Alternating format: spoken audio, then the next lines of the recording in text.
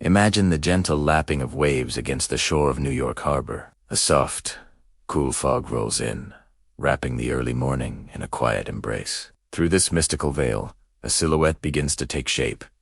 First, a base, solid and unyielding. Then, a robed figure, rising majestically from the mist. Finally, a crown of 7 rays and a torch, held high, piercing the grayness with a promise of light. This is the Statue of Liberty, a sight that has greeted millions for over a century. But have you ever truly wondered about her story? How did this colossal copper giant, a symbol of freedom recognized all over the world, come to stand here, in the gateway to America? It's a tale far more intricate and fascinating than you might imagine. It's a story of friendship between 2 nations, a testament to artistic genius, and a monumental feat of engineering that almost never happened. It's a journey filled with challenges, financial struggles, and the unwavering determination of countless ordinary people who believed in an extraordinary dream. Let's travel back in time, back to the mid-19th century, to a dinner party in France, where a radical idea was first whispered into existence. The year is 1865. The American Civil War has just ended, reaffirming the nation's commitment to liberty and democracy. Across the Atlantic, in France, a group of liberal thinkers gathers at the home of Edouard de Laboulaye, a prominent scholar, jurist, and a great admirer of the United States. He saw America not just as a country, but as an ideal, a beacon of hope for the world. During this dinner, Laboulaye proposed a grand gesture. He suggested that the people of France should create a monument, a gift to the people of the United States, to commemorate the alliance between their nations during the American Revolution, and to celebrate the centennial of American independence. It would be a shared symbol of their mutual love for liberty. Among the guests that evening was a young, ambitious sculptor named Frédéric Auguste Bartholdi. Laboulay's words ignited a spark in his imagination, a spark that would soon grow into a blazing fire of creative passion. Bartholdi was captivated by the idea of creating something on a scale the modern world had never seen before. Bartholdi wasn't just a dreamer.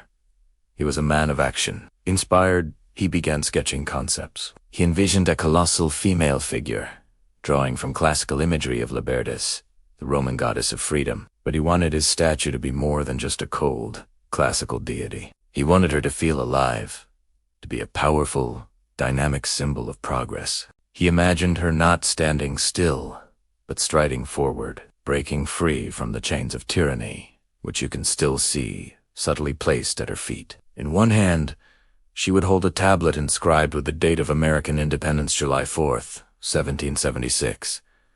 In the other, she would raise a torch, a beacon to enlighten the world. In 1871, with his preliminary designs in hand, Bartholdi made his first trip to America to find the perfect location for his grand vision. As his ship sailed into the bustling New York harbor, he saw it.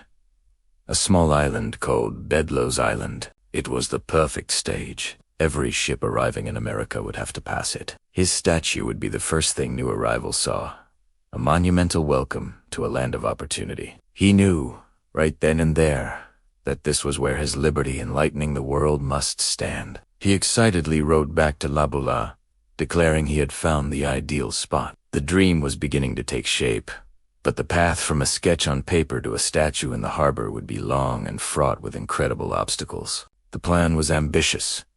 France would fund and build the statue itself, and America would fund and build its massive pedestal. It was a joint venture, a symbol of international cooperation. Back in France, Bartholdi began the monumental task of sculpting. He started small, with a 4-foot clay model, and then progressively scaled it up, creating larger and larger versions until he had a full-size plaster model of just one section, like the hand holding the torch. This massive hand and torch were completed first, and put on display at the 1876 Centennial Exposition in Philadelphia. It was a sensation. People were in awe. They could even pay 50 cents to climb a ladder up to the balcony around the torch, getting a tangible sense of the statue's immense scale. After Philadelphia, the hand was moved to Madison Square Park in New York City, where it remained for several years as a fundraising tool. It was a brilliant piece of marketing, but raising the necessary funds was a slow and arduous process on both sides of the Atlantic. In France, they held lotteries, public events, and solicited donations. Bartholdi's workshop in Paris became a spectacle in itself.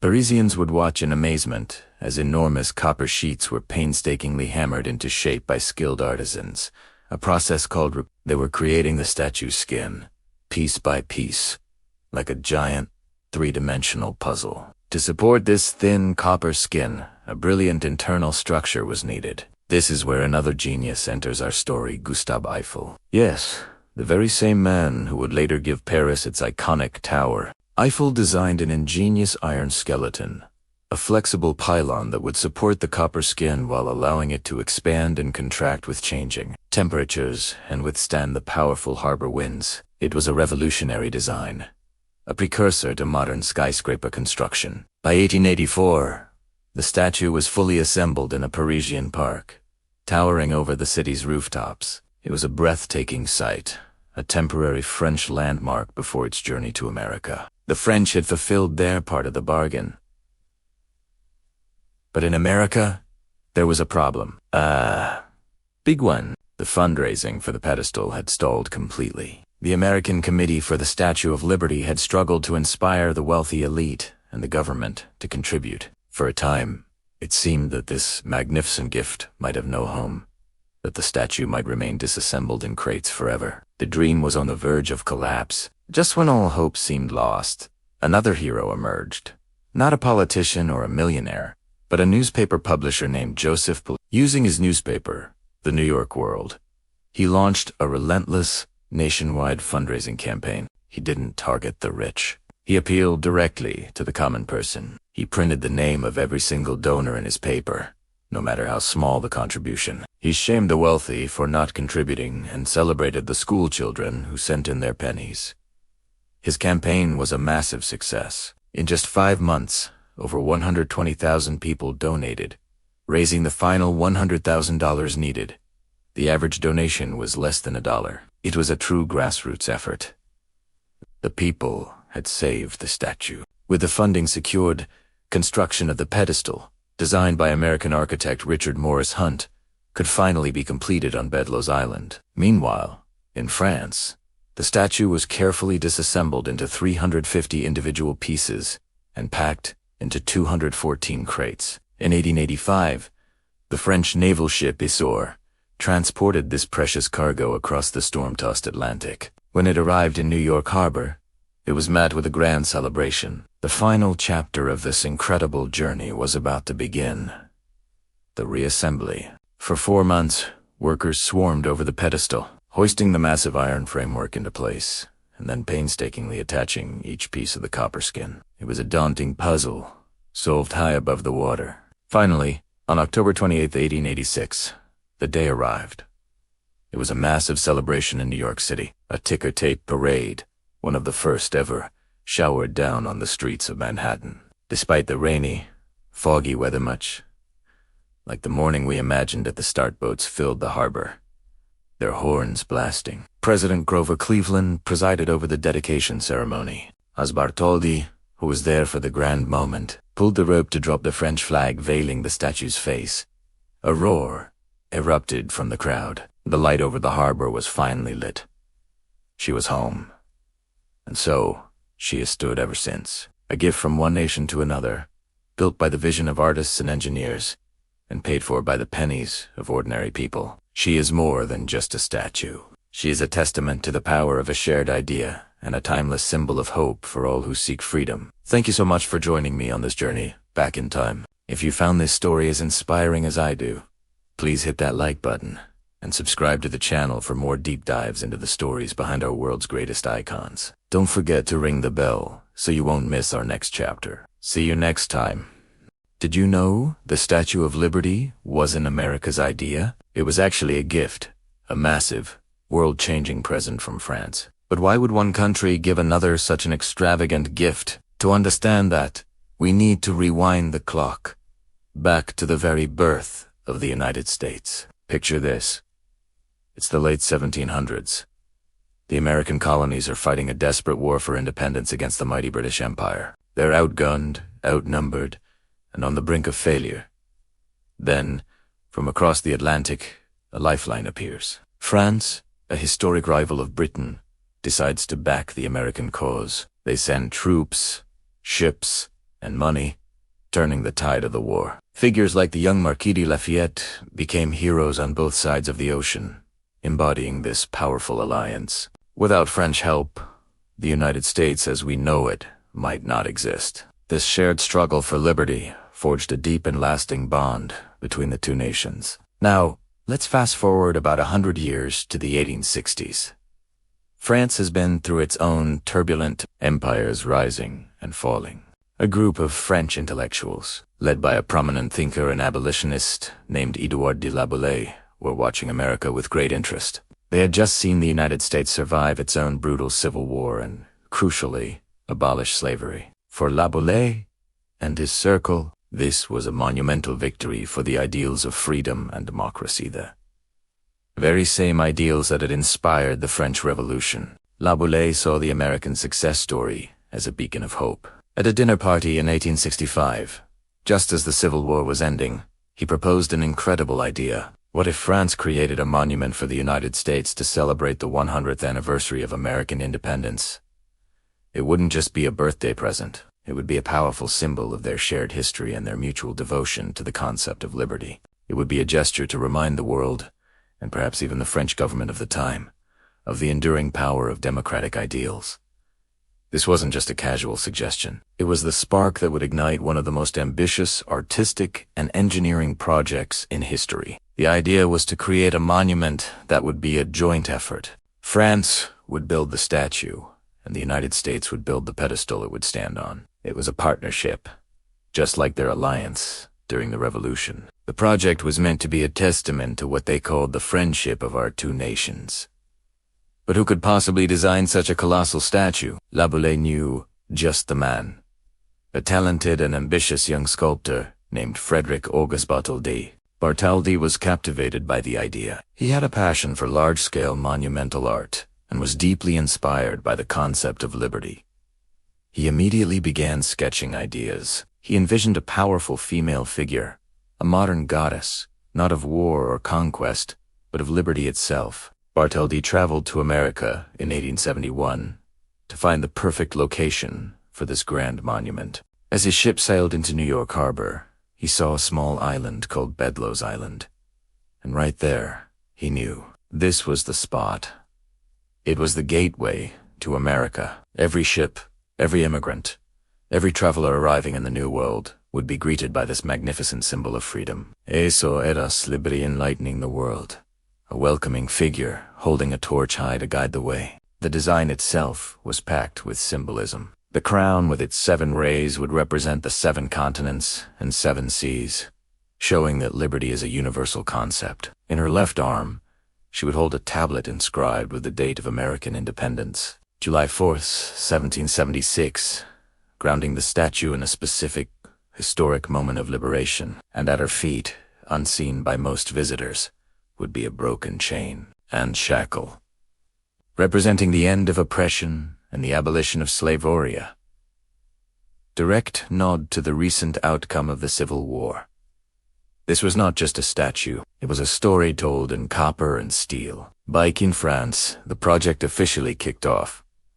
Fundraising was a massive challenge. This wasn't a government-funded project. It was paid for by the French people. They held lotteries, public events, and donation drives across the country. Everyone from wealthy businessmen to school children contributed francs to the cause. It was a true grassroots effort, a testament to how deeply the idea of this gift resonated with the French population. They were building a monument to an ideal they shared with their friends across the sea. Meanwhile, the engineering was just as daunting as the fundraising. To build a statue over 150 feet tall that could withstand the winds of New York Harbor, Bartholdi needed an engineering genius.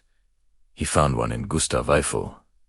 Yes, that Eiffel. Before he built his famous tower in Paris, Eiffel designed the ingenious internal iron skeleton for the Statue of Liberty. He created a flexible, resilient structure that would support the thin copper skin of the statue, allowing it to move slightly in the wind without breaking. It was a marvel of 19th century engineering, a hidden masterpiece within the sculpture itself. Over the next several years, in a workshop in Paris, the statue slowly came to life. Huge pieces of copper were hammered into shape by skilled artisans using massive wooden molds.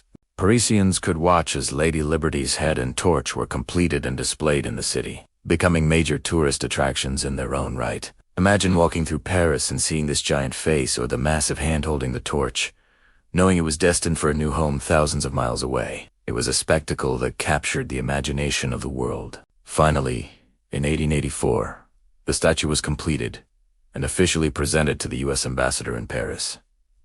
The next challenge, getting her across the ocean. The entire statue was painstakingly disassembled into 350 individual pieces and packed into 214 crates. In 1885, the French naval ship Isère set sail, carrying this precious cargo on a stormy voyage across the Atlantic. This incredible gesture of friendship, born from a shared revolution and a deep respect for liberty, was finally on its way to its new home, ready to become the icon we know and love today. Thanks for watching. If you found this piece of history as fascinating as I do, please hit that like button and subscribe for more stories behind the world's greatest landmarks. We'll see you in the next video. Hello everyone, and welcome back to our channel. We all recognize this iconic silhouette against the New York skyline, the majestic Statue of Liberty. But have you ever stopped to wonder where the idea for this colossal monument came from? It wasn't born in America, but across the Atlantic, in the mind of a brilliant Frenchman named Edouard de Laboulaye. Today, we re-dive in deep into the story of the man whose dream became a reality for the world to admire. So, who was Edouard de Laboulaye? Born in Paris in 1811, he was far more than just a name in a history book. He was a prominent jurist, a respected professor, and a passionate political thinker during a tumultuous period in French history. France was cycling through monarchies, revolutions, and empires, struggling to find stable, democratic footing. Amidst this chaos, Laboulaye looked across the ocean to the United States.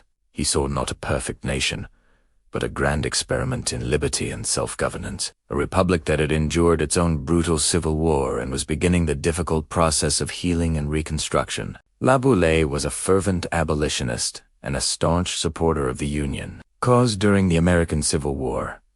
The victory of the North and the abolition of slavery were, in his eyes, a triumph for the very ideals of liberty that he cherished. He believed this victory wasn't just for America, but for the entire world. It proved that a government of the people, by the people for the people, as Lincoln had so eloquently put it, could survive its greatest test. Laboulaye saw a powerful bond between France and America, a shared history rooted in the fight for freedom. He remembered how France had aided the American Revolution, and he felt that this kinship should be celebrated and strengthened. The pivotal moment came in the summer of 1865. Laboulaye hosted a dinner party at his home near Versailles. Surrounded by fellow liberals and thinkers who shared his admiration for America, he floated a truly audacious idea. What if France created a monumental gift for the United States to celebrate the upcoming centennial of American independence in 1876? But this wouldn't just be a birthday present. Laboulaye envisioned something far more profound. He imagined a monument that would serve as a joint celebration of their shared values of liberty. For America, it would commemorate the 100th anniversary of its independence. For France, it would be a powerful, if subtle, endorsement of Republican ideals. At a time when the country was still under the authoritarian rule of Napoleon III, it was a way to champion democracy at home by celebrating it abroad. He described his vision: a colossal statue representing liberty, enlightening the world. It would not be a monument to a king or a military victory, but to an idea, an abstract concept made tangible. It would be a gift from the people of France to the people of America, a testament to their enduring friendship and their mutual devotion to the cause of freedom. Among the guests at that dinner was a young, ambitious sculptor named Frédéric Auguste Bartholdi. The idea immediately captivated him. He saw the artistic potential, the grand scale, the historical significance. Laboulaye's intellectual dream had just found its artistic champion. The seed was planted. Laboulaye wasn't just a dreamer, he was a master strategist. He knew that for such a massive project to succeed, it needed widespread public support. He became the project's intellectual engine and its chief fundraiser in France. He co-founded and presided over the Franco-American Union, the committee responsible for raising the funds. He penned articles, gave speeches, and used his considerable influence to rally support. He framed the project not as a political statement against the current French government, but as a celebration of a historic friendship. His message was clear.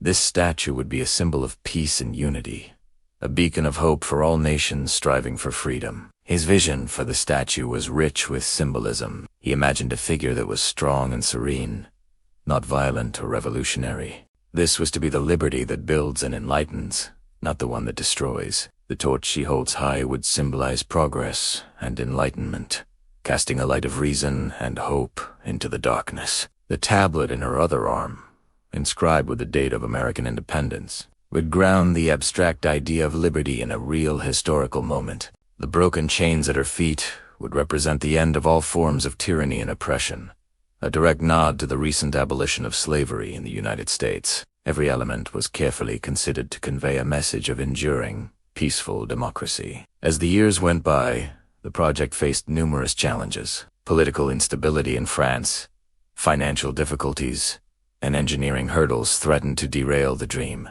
After the fall of Napoleon III and the establishment of the French Third Republic in 18, the project gained new momentum. Now, celebrating a sister republic was not a subtle critique, but an open affirmation of France's own new path. Laboulaye worked tirelessly, his belief in the project unwavering. He saw it as his life's great work, a physical legacy of his political philosophy. Tragically, Edouard de Laboulaye would not live to see his dream fully realized. He passed away in 1883, 3 years before the Statue of Liberty was officially dedicated in New York Harbor. He never saw the colossal copper figure assembled on its pedestal, never witnessed the moment it became an instant icon of America, but his spirit was undeniably present. At the dedication ceremony in October 1886, speakers paid tribute to the French visionary whose idea had sparked it all. His dream had crossed the ocean and taken root, becoming a powerful symbol far beyond what even he might have imagined. So, the next time you see a picture of Lady Liberty,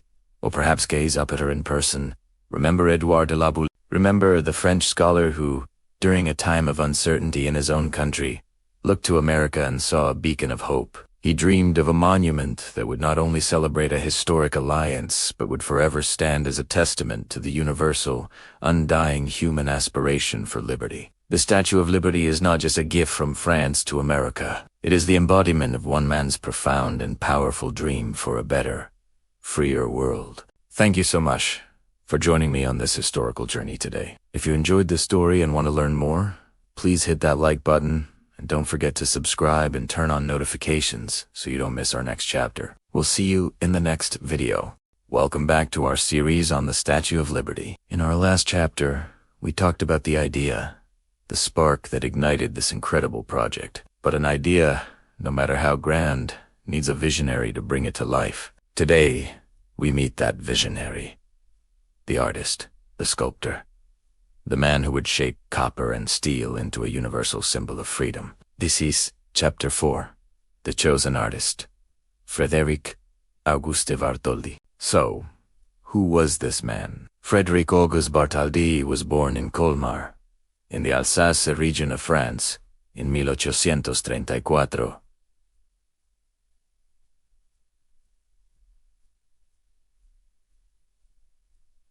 From a young age, he was drawn to the arts, studying architecture and painting before finding his true passion in sculpture. He wasn't just any sculptor. He was a man with a colossal imagination. He was fascinated by the monumental, the epic, the kind of art that doesn't just sit in a gallery, but dominates a landscape and captures the public's imagination. This wasn't his first rodeo with large-scale projects. Before Lady Liberty was even a concept, Bartholdi had grand ambitions. He traveled to Egypt in the 1850s, and like so many before him, he was completely awestruck by the sheer scale of the ancient monuments. The pyramids, the Sphinx, the colossal statues of pharaohs. They left a permanent mark on his artistic soul. He saw how a massive statue could embody the spirit of an entire civilization. This inspiration led to one of his earliest, most ambitious proposals. For the opening of the Suez Canal in 1869, Bartholdi designed a gigantic statue of a robed female figure, a peasant woman or fella, holding a torch aloft. He named it Egypt, carrying the light to Asia. This monumental lighthouse was intended to stand at the entrance of the canal, a modern colossus of roads. He poured years of effort into this project, creating sketches and models, trying to convince the Egyptian ruler, but ultimately, the project was deemed too expensive and was rejected. You can imagine the disappointment. Bartholdi had this magnificent vision, this dream of a giant beacon of light, but it was shelved. However, a true artist doesn't let a great idea die. They let it evolve. That dream of a towering figure holding a torch didn't vanish. It just went dormant, waiting for the right moment, the right cause, to reawaken. That moment arrived a few years later, back in France, at that famous dinner party with Edouard de Laboulaye, when Laboulaye proposed a monument to celebrate the friendship between France and America and their shared ideal of liberty. Bartholdi's mind must have lit up. The torch from his Egyptian dream could be reignited, but this time it wouldn't just be carrying the light to Asia. It would be liberty enlightening the world. The idea took hold of him completely. He began sketching, not a peasant woman, but a classical, powerful goddess. He drew inspiration from ancient Greek and Roman deities, particularly Libertas, the Roman goddess of freedom. But he wanted her to be more than just a cold, classical statue. He wanted her to feel strong, dynamic, and purposeful. He envisioned her not standing still, but striding forward, breaking free from the chains of tyranny, which you can see represented by the broken shackle at her feet. He was meticulous. Every detail had a meaning. The 7 spikes on her crown weren't just for decoration. They represented the 7 continents and the 7 seas, signifying the universal concept of liberty. The tablet in her left hand, inscribed with the date of American independence, July 4th, 1776, grounded the abstract ideal of liberty in a specific, historic moment. This wasn't just a statue. It was a story told in copper. Bartholdi's mother, Charlotte, is often cited as the model for the statue's stern, noble face. If you look at portraits of her, you can certainly see the resemblance: a strong jawline, the firm mouth, the resolute expression. He wanted the face of liberty to convey a calm determination, a quiet strength that had weathered storms and would continue to stand firm. It was a personal touch that embedded his own family history into this global icon. To get the scale right, Bartholdi traveled to America in 1871. As his ship sailed into New York Harbor, he knew instantly where the statue had to stand. He saw a small island, Bedloe Island, perfectly positioned at the gateway to the New World. It was, as he wrote, where people get their first view of the New World. He imagined his goddess standing there, a monumental welcome to the millions who would sail past her in search of a new life and new opportunities. Bartholdi wasn't just an artist. He was also a relentless promoter and fundraiser. He knew that a project of this magnitude required more than just creative genius. It required political savvy and a ton of money. He crisscrossed America, meeting with politicians, journalists, and potential donors, showing them his sketches and models, and passionately selling his vision. He was charismatic and persuasive, infecting everyone he met with his own enthusiasm. He created smaller replicas of the statue, including the torch and arm, which were displayed in Philadelphia and New York to raise funds and build public excitement. He was the perfect man for the job. He had the artistic vision to dream up something so magnificent, the technical understanding to begin planning its construction, and the personal drive to see it through against all odds. His earlier failure in Egypt was not a failure at all. It was a necessary step, a rehearsal for his true masterpiece. It was the training ground that prepared him to create the most famous statue in the world. Frédéric Auguste Bartholdi took a simple idea of a gift and transformed it into a work of art that would resonate across generations and cultures. He poured his life, his passion, and his unyielding belief in liberty into its creation. But Bartholdi knew he couldn't do it alone. A statue this big presented an engineering challenge unlike any other. He needed someone who could figure out how to make this colossal copper shell stand up to the winds and weather of New York Harbor. And for that, he turned to one of the most brilliant engineering minds of the 19th century. Who was that? We'll find out in our next chapter. Thanks for watching. If you're enjoying this journey into the story of the Statue of Liberty, please hit that like button, subscribe to the channel, and ring the bell so you don't miss the next part of our story. See you next time. Welcome back to our journey through the history of the Statue of Liberty. Today, we delve into Chapter 5, A Beacon of Freedom. For its creator, Frédéric Auguste Bartholdi, Lady Liberty was never just a colossal sculpture. He envisioned something far more profound. In his mind, she was a living idea, a powerful symbol meant to radiate across the globe. Let's step back into the 19th century. Bartholdi was deeply inspired by the ideals of the American Revolution and the enduring spirit of the French Republic. He saw the United States not just as a nation, but as an experiment in human liberty, a concept that was still fragile and contested in many parts of the world. He wanted to create a monument that would celebrate this shared ideal, a gift from the people of France to the people of America that would speak to all of humanity. This is where the idea of a beacon comes in. Think about lighthouses. For centuries, they have been symbols of guidance, safety, and hope for sailors navigating treacherous waters. They cut through the darkest nights, offering a path to safe harbor. Bartholdi applied this powerful concept to the abstract idea of freedom. He imagined his statue not just standing in New York Harbor, but actively shining a light for the entire world. He wasn't simply building a statue, he was building a lighthouse for the human spirit. Its official name, Liberty Enlightening the World, tells us everything. It wasn't liberty confined to America or liberty as a historical monument. It was an active, ongoing process, enlightening, spreading, reaching out. The statue was designed to be a perpetual broadcast, a silent yet thunderous declaration that the principles of liberty, justice, and self-determination were universal. The true genius of this vision lies in the torch. In Bartholdi's grand design, the torch held high in Lady Liberty's right hand is the focal point, the very source of this symbolic light. It's more than just a feature. It's the heart of the message. The torch represents enlightenment. It symbolizes the dawn of a new era, one guided by reason, knowledge, and progress, rather than by the darkness of tyranny and ignorance. Imagine the millions of immigrants who would later sail past this very statue. For them, arriving in a new land, often fleeing persecution or poverty, the sight of that torch was the first tangible sign of hope. It was a promise of a new beginning, of an opportunity to build a life free from the constraints they had left behind.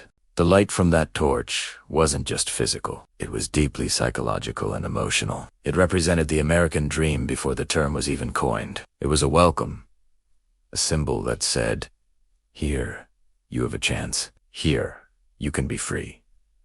This metaphor of light versus darkness is as old as civilization itself, and Bartholdi tapped into it with masterful skill. The torch doesn't just illuminate the harbor, it symbolically pushes back the shadows of oppression. It stands as a defiant challenge to despots and dictators everywhere. Its flame represents the fire of human consciousness, the inextinguishable desire for freedom that can never be fully quenched. Bartholdi's vision was also incredibly forward-thinking. He understood that a symbol's power grows over time, adopted and reinterpreted by each new generation. He knew that the statue's meaning would evolve. It would stand for abolitionists fighting against slavery, for suffragettes demanding the right to vote, and for civil rights activists marching for equality. The light of the torch would come to represent all these struggles for a more just and enlightened world. The statue was also a testament to international friendship and cooperation. Bartholdi saw the Franco-American alliance not just as a political or military pact, but as a partnership in the grand project of human liberty. The statue was a physical embodiment of this bond, a reminder that the fight for freedom is a shared responsibility, a cause that transcends national borders. The light from its torch, therefore, was meant to shine back across the Atlantic to Europe and beyond, inspiring other nations to embrace democratic ideals. Consider the statue's placement. It doesn't face inward toward America. It faces outward, toward the sea, toward the world. This was a deliberate choice. Bartholdi positioned Lady Liberty as a greeter, a herald. She is looking out, projecting her light, inviting the world to witness and partake in the great experiment of democracy. She is not a guardian protecting a treasure, but a messenger sharing a universal gift. This idea of a beacon of freedom also carries a sense of responsibility. A beacon must be maintained. Its light must be kept burning brightly. Bartholdi was entrusting the American people with the task of upholding the very ideals the statue represented. It was selling here as the symbol of liberty. Now it is up to you to ensure that the reality of liberty continues to thrive, to grow, and to enlighten the world. The statue is as much a challenge as it is a celebration. Every element of the statue reinforces this central theme. The crown's 7 rays symbolize the 7 continents and the 7 seas, signifying the universal reach of liberty. The tablet in her left hand, inscribed with the date of American independence, grounds the ideal in a real, historical achievement, proving that a nation founded on liberty can succeed. And above it all, the torch, lifted toward the heavens, signifies a constant aspiration, a never-ending reach for a higher, more enlightened state of being for all humankind. So, when we look at the Statue of Liberty, we shouldn't just see a masterpiece of art and engineering. We should see it as Bartholdi intended, a dynamic, powerful force, a beacon whose light travels far beyond New York Harbor, carrying a timeless message of hope, enlightenment, and the enduring power of freedom. It has a message that was vital in the 19th century and remains just as crucial for us today, reminding us that the flame of liberty must be protected, cherished, and shared with the entire world. Thank you so much for joining me for this chapter. I hope it's given you a deeper appreciation for the incredible vision behind this iconic monument. If you enjoyed this, please consider liking the video and subscribing to the channel for more stories like this. We'll see you in the next chapter. Welcome back to our journey through history. Today, we're diving into one of the most ambitious construction projects of the 19th century. We often see the Statue of Liberty as a finished masterpiece, a symbol of hope standing tall in New York Harbor. But have you ever stopped to think about how, in an era of steam power and horse-drawn carriages, humanity managed to build such a colossus? This is the story of the impossible engineering, the brilliant minds, and the sheer determination that brought Lady Liberty to life. Let's set the scene. It's the late 1800s.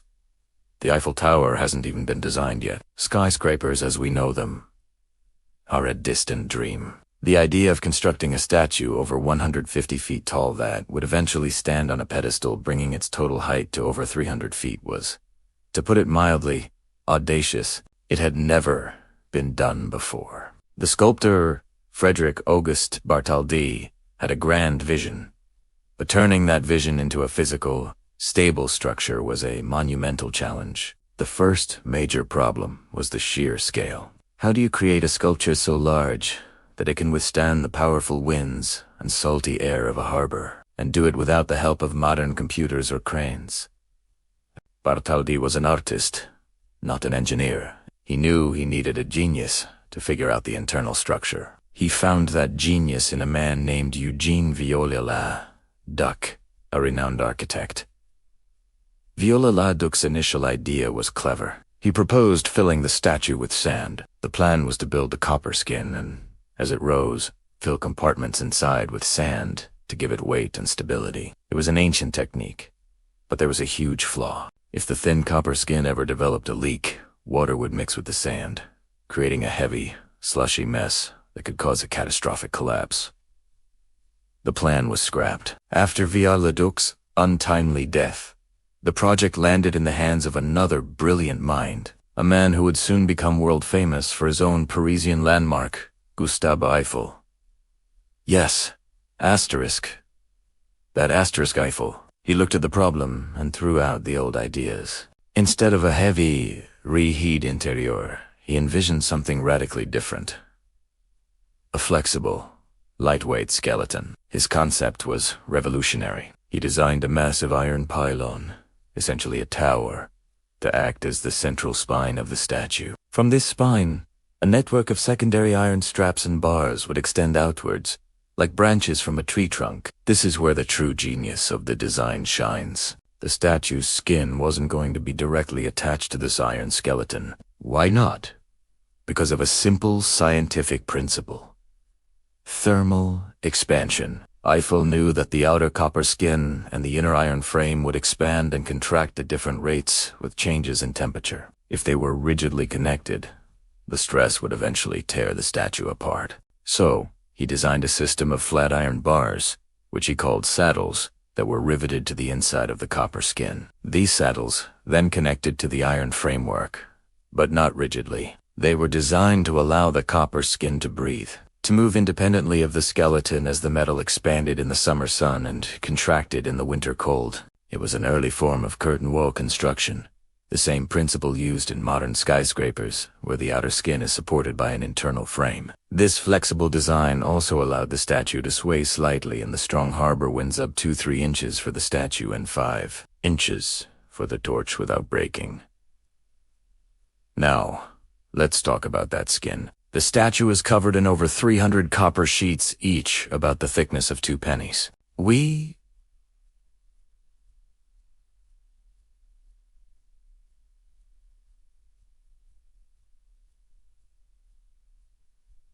Copper? It's strong, relatively lightweight, and durable against the corrosive sea air. This is the same reason it turned that famous green color over time, a process called patination, where the copper oxidizes and forms a protective layer. To shape these sheets, Bartholdi and his team used a traditional technique called They first created a series of full-scale plaster models of every section of the statue. Then, they built massive wooden molds based on these plaster forms. The copper sheets were painstakingly hammered by hand against these wooden molds until they took on the desired shape. Every fold of her robe, every detail of her face. Imagine the workshop in Paris. It was an incredible sight. Hundreds of craftsmen hammering away, creating a symphony of metalwork. The statue was too large to be built in one piece, so it was assembled in sections. Visitors to Paris in the early 1880s could witness a bizarre and awe-inspiring spectacle. Lady Liberty's head and torch-bearing arm displayed at the Paris World Fair, and later, the entire statue towering over the rooftops of the city as it was temporarily assembled to ensure every single piece fit perfectly. It was a marketing masterstroke, and a testament to the incredible feat of engineering taking place. Once completed in Paris, the statue had to be taken apart again for its transatlantic journey. Every single one of the 350 pieces was carefully numbered and packed into over 200 wooden crates. The iron skeleton was disassembled as well. In 1885, the French frigate Isère carried this colossal puzzle across the stormy Atlantic to New York. But when it arrived, another problem emerged. The pedestal wasn't ready. The American side of the project, responsible for funding and building the pedestal, had fallen short on funds. It took a nationwide fundraising campaign, spearheaded by newspaper publisher Joseph Pol, to raise the final amount needed. Schoolchildren donated pennies, benefit concerts were held, and everyday Americans chipped in to build the foundation for their new monument. Finally, the massive concrete pedestal itself, an engineering marvel of its time, was completed. Now came the final, daunting task. Reassembly. Perched high above the water, workers began the painstaking process of rebuilding the iron skeleton on top of the pedestal. Then, piece by numbered piece, they began riveting the copper skin to the frame. These workers, many of whom were new immigrants, were known as skywalkers.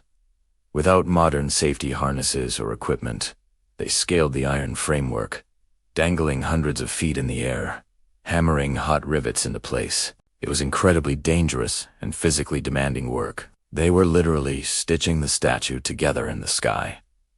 Finally, on October 28, 1886, the work was complete. The last rivet was driven into place, and the face of the statue, which had been covered by a French flag, was unveiled to thunderous applause. The Statue of Liberty was not just a gift from one nation to another. It was a triumph of human ingenuity, a testament to the power of collaboration, and a symbol born from the hands of countless artists, engineers, and laborers who dared to build a colossus. It stands today not just as a beacon of liberty, but as a monument to what we can achieve when we dream on a grand scale. Thanks so much for watching. If you found this deep dive into the engineering of the Statue of Liberty fascinating, please hit that like button and subscribe for more stories from history. We'll see you next time. Welcome back to our series on the Statue of Liberty. Today, we're diving into Chapter 7. The Genius Engineer. Imagine you're building a colossal statue, a beacon of hope for the world. You have the magnificent copper skin. But how do you make it stand? How do you ensure it can withstand the fierce winds of New York Harbor? This was the monumental challenge facing the project, and the man who solved it was a true visionary. someone whose name would soon be synonymous with engineering marvels, Gustave Eiffel. Yes, that Eiffel, the very same genius who would later give Paris its iconic tower. But before the Eiffel Tower pierced the Parisian skyline, Gustave Eiffel lent his unparalleled expertise in iron construction to Lady Liberty. At the time, he was already a celebrated engineer, known for his revolutionary work with bridges and viaducts across Europe. He understood metal like few others, mastering the art of creating structures that were both incredibly strong and surprisingly lightweight. When the original engineer for the statue's internal support, Eugene Viollet-le-Duc, passed away unexpectedly, the project was in jeopardy. Viollet-le-Duc had envisioned filling the statue with sandbags, a method that was heavy, rigid, and ultimately impractical. The project needed a new, innovative solution, and Frédéric Auguste Bartholdi, the statue's sculptor, knew exactly who to turn to. He approached Gustave Eiffel, whose reputation for pioneering iron frameworks was legendary. Eiffel looked at the problem not as a sculptor, but as an engineer accustomed to battling the forces of nature. He knew the statue needed more than just brute strength. It needed flexibility. It had to be able to sway slightly in the wind, to expand and contract with the changing temperatures, without putting stress on its delicate copper skin. His solution was nothing short of brilliant. Instead of a rigid, heavy core, Eiffel designed a massive iron pylon, a sort of skeletal tower, to rise up through the center of the statue. Think of it as the statue's spine. This central tower would bear the entire weight of the massive structure. But the real genius was in how the copper skin connected to this spine.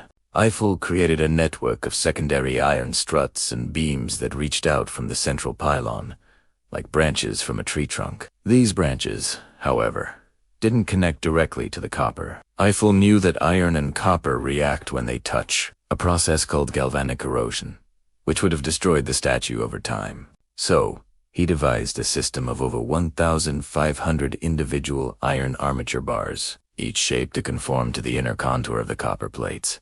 These bars were then attached to the copper skin using unique, flexible copper saddles. This allowed the skin to breathe, to expand on hot days and contract on cold ones, all while being held firmly in place. This ingenious design, often called a curtain wall, was a precursor to the techniques used in modern skyscraper construction.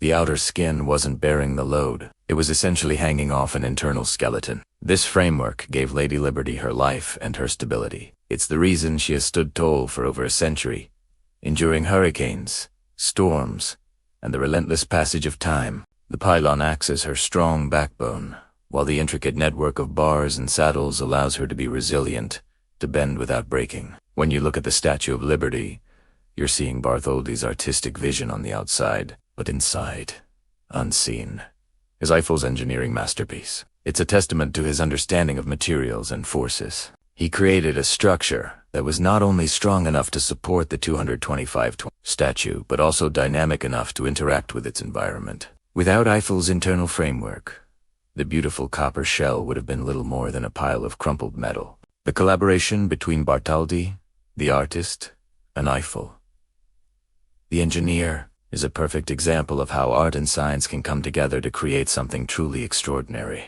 Bartholdi gave the statue its soul and its form, but Eiffel gave it its strength and its endurance. He built the heart of iron that allows the spirit of liberty to stand unwavering. His work on this project further cemented his status as one of the greatest engineers in history and set the stage for his most famous creation, which was still to come. So, the next time you see a picture of the Statue of Liberty, remember the hidden genius within. Remember the iron skeleton, the clever connections, and the brilliant mind of Gustave Eiffel, the man who figured out how to make liberty stand tall. It's a powerful reminder that sometimes the greatest strength is the one you can't see. Thank you so much for joining me for this chapter. I hope you gained a new appreciation for the incredible engineering behind this global icon. If you enjoyed this video, please give it a thumbs up.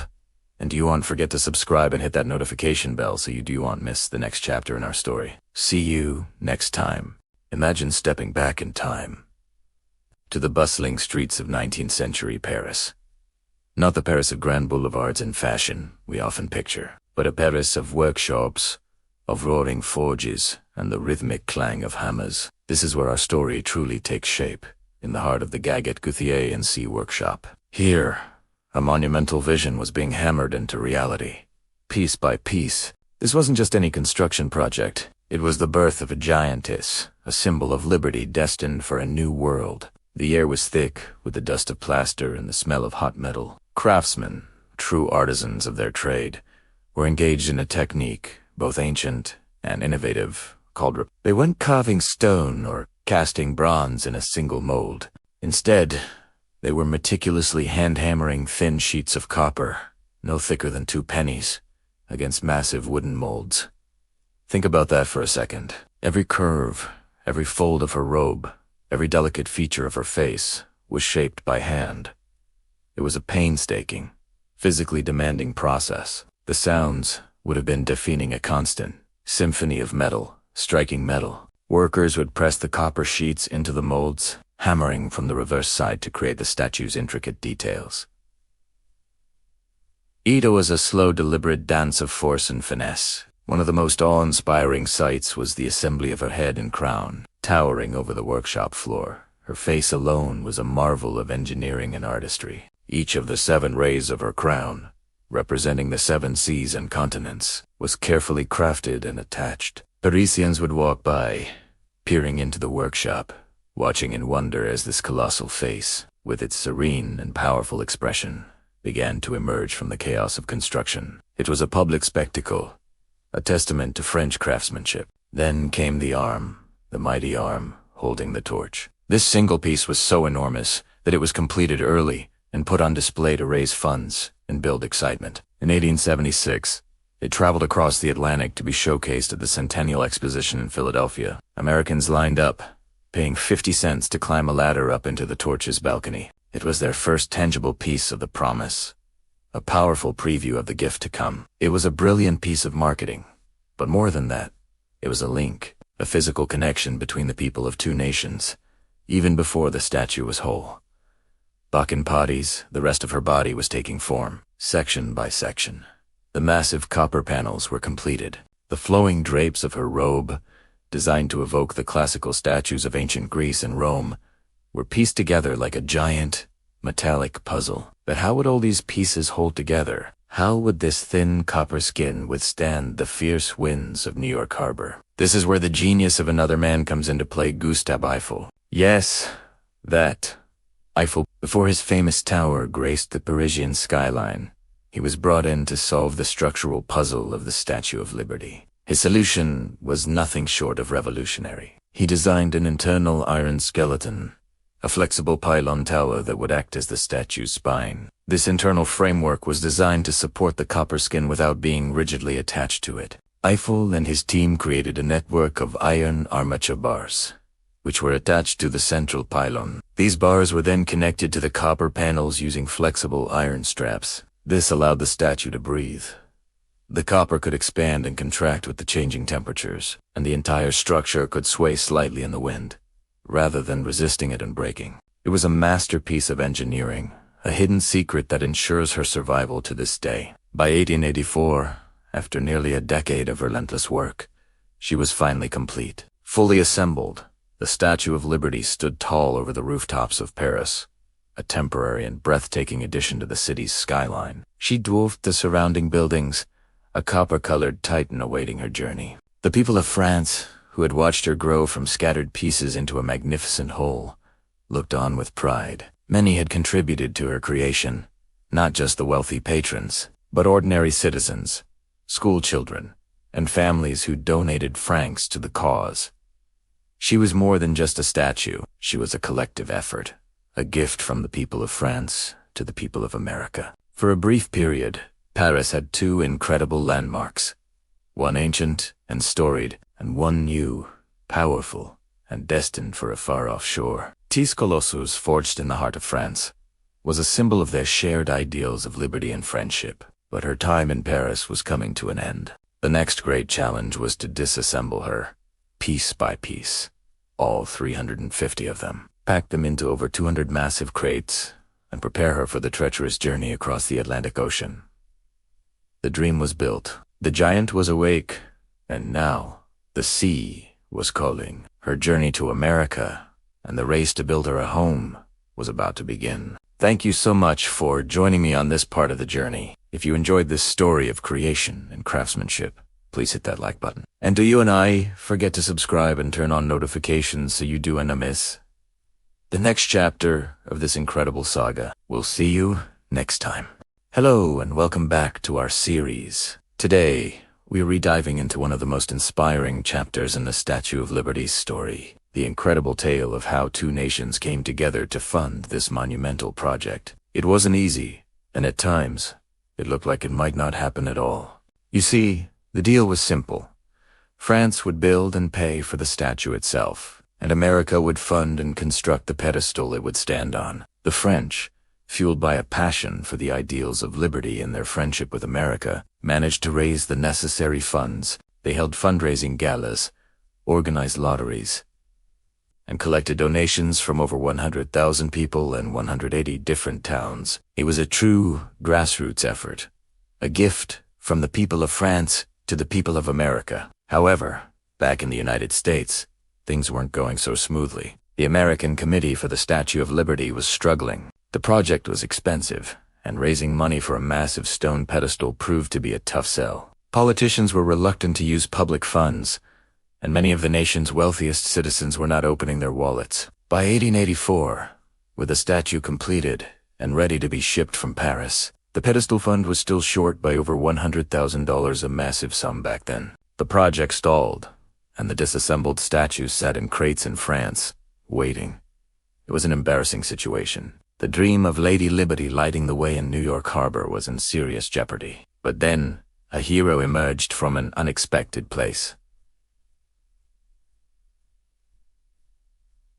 The world of journalism. Joseph Pulitzer, a Hungarian immigrant who had built a media empire with his newspaper. The New York world was outraged by the situation. He saw the wealthy elite failing to support a monument that was meant to represent the very liberty that had allowed him to succeed. He believed the Statue of Liberty wasn't a gift for the rich. It was a gift for everyone. So, in March of 1885, Pulitzer launched one of the most brilliant and effective crowdfunding campaigns in history. He used the front page of his newspaper to make a powerful, direct appeal to the common person. He didn't just ask for money, he made it personal. He shamed the rich, writing, "We must raise the money. The world is the people's paper, and it now appeals to the people to come forward and raise the fund." He declared that the statue was not a gift from the millionaires of France to the millionaires of America, but a gift from the whole people of France to the whole people of America. To prove his point, he promised to print the name of every single person who donated, no matter how small the amount. This was a stroke of genius. It gave everyone a sense of ownership and pride in the project. The response was immediate and overwhelming. Money began pouring in from all corners of the country. It wasn't large checks from corporations, but nickels, dimes, and dollars from everyday people. School children pooled their pennies. Office workers collected funds, and families sent in what little they could spare. A group of children sent $1, writing that they wanted to have a party to the fund. A young woman who was a lone and friendless girl sent 60 cents, all she had in the world. Pulitzer filled his newspaper with these moving stories, creating a powerful sense of community and shared purpose. He published daily tallies of the fundraising progress, turning it into a national event that everyone could follow. He essentially gamified the donation process, making people eager to see their names in print and watch the total climb higher and higher. Within just 5 months, the campaign was a resounding success. Pulitzer's New York World raised over $102,000 from more than 120,000 donors. The average donation was less than $1, proving his point perfectly. The power of the people, when united, was far greater than the wealth of a few. The money needed for the pedestal was secured, and construction could finally be completed. This incredible fundraising effort did more than just build a foundation of stone. It built a foundation of popular support and affection for the statue. Because of Joseph Pulitzer and the thousands of ordinary Americans who answered his call, the Statue of Liberty became more than just a monument. It became a true symbol of the people, for the people, and by the people. It proved that liberty wasn't an abstract concept for the elite. but a tangible ideal that belonged to everyone. And that's why, when we look at the Statue of Liberty today, we're not just seeing a gift from France. We're seeing a testament to the generosity of two nations and a powerful reminder of what can be achieved when ordinary people come together for an extraordinary cause. Thank you so much for joining me on this part of our journey. If you found this story as inspiring as I do, please hit that like button and subscribe to the channel so you don't miss our next chapter. We'll see you next time. Hello history buffs, and welcome back to our channel. Today, we re-dive into one of the most epic delivery stories of all time. The transatlantic journey of the Statue of Liberty. By 1884, Lady Liberty was fully assembled and standing tall over the rooftops of Paris, a breathtaking sight for the city's residents. But her home wasn't meant to be France. Her destiny lay across the vast Atlantic Ocean in New York Harbor. The monumental task was clear.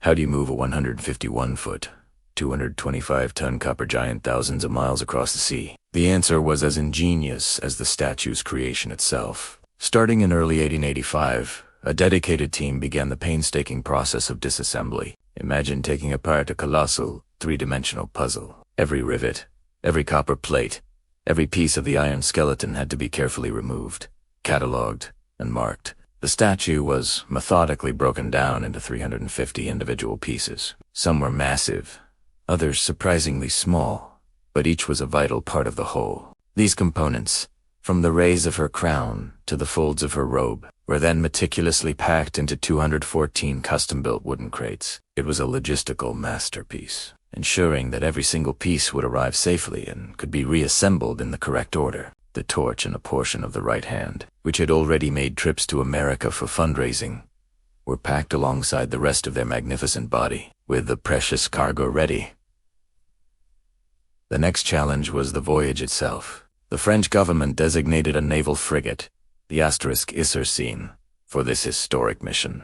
The Isère was not a massive cargo ship by today's standards, which made loading the 214 heavy crates an incredible feat of engineering and balance. On May 21, 1885, under the command of Captain Gabriel Lespe, the Isère set sail from Rouen, France. The ship was packed to the brim, a floating treasure chest carrying a symbol of friendship and freedom. The crew knew they weren't just transporting copper and iron. They were escorting a dream across the ocean. Meanwhile, in New York, the anticipation was electric. Newspapers were filled with daily updates, tracking the *ESRS progress. But the Atlantic in the 19th century was a formidable and unpredictable force. Just a few days into its journey, the ship sailed into a violent storm. 4 days, the Isère was battered by ferocious winds and towering waves. The crew fought heroically to protect their cargo, constantly checking the lashings on the crates, praying that the disassembled giant in the hold wouldn't shift and capsize the vessel.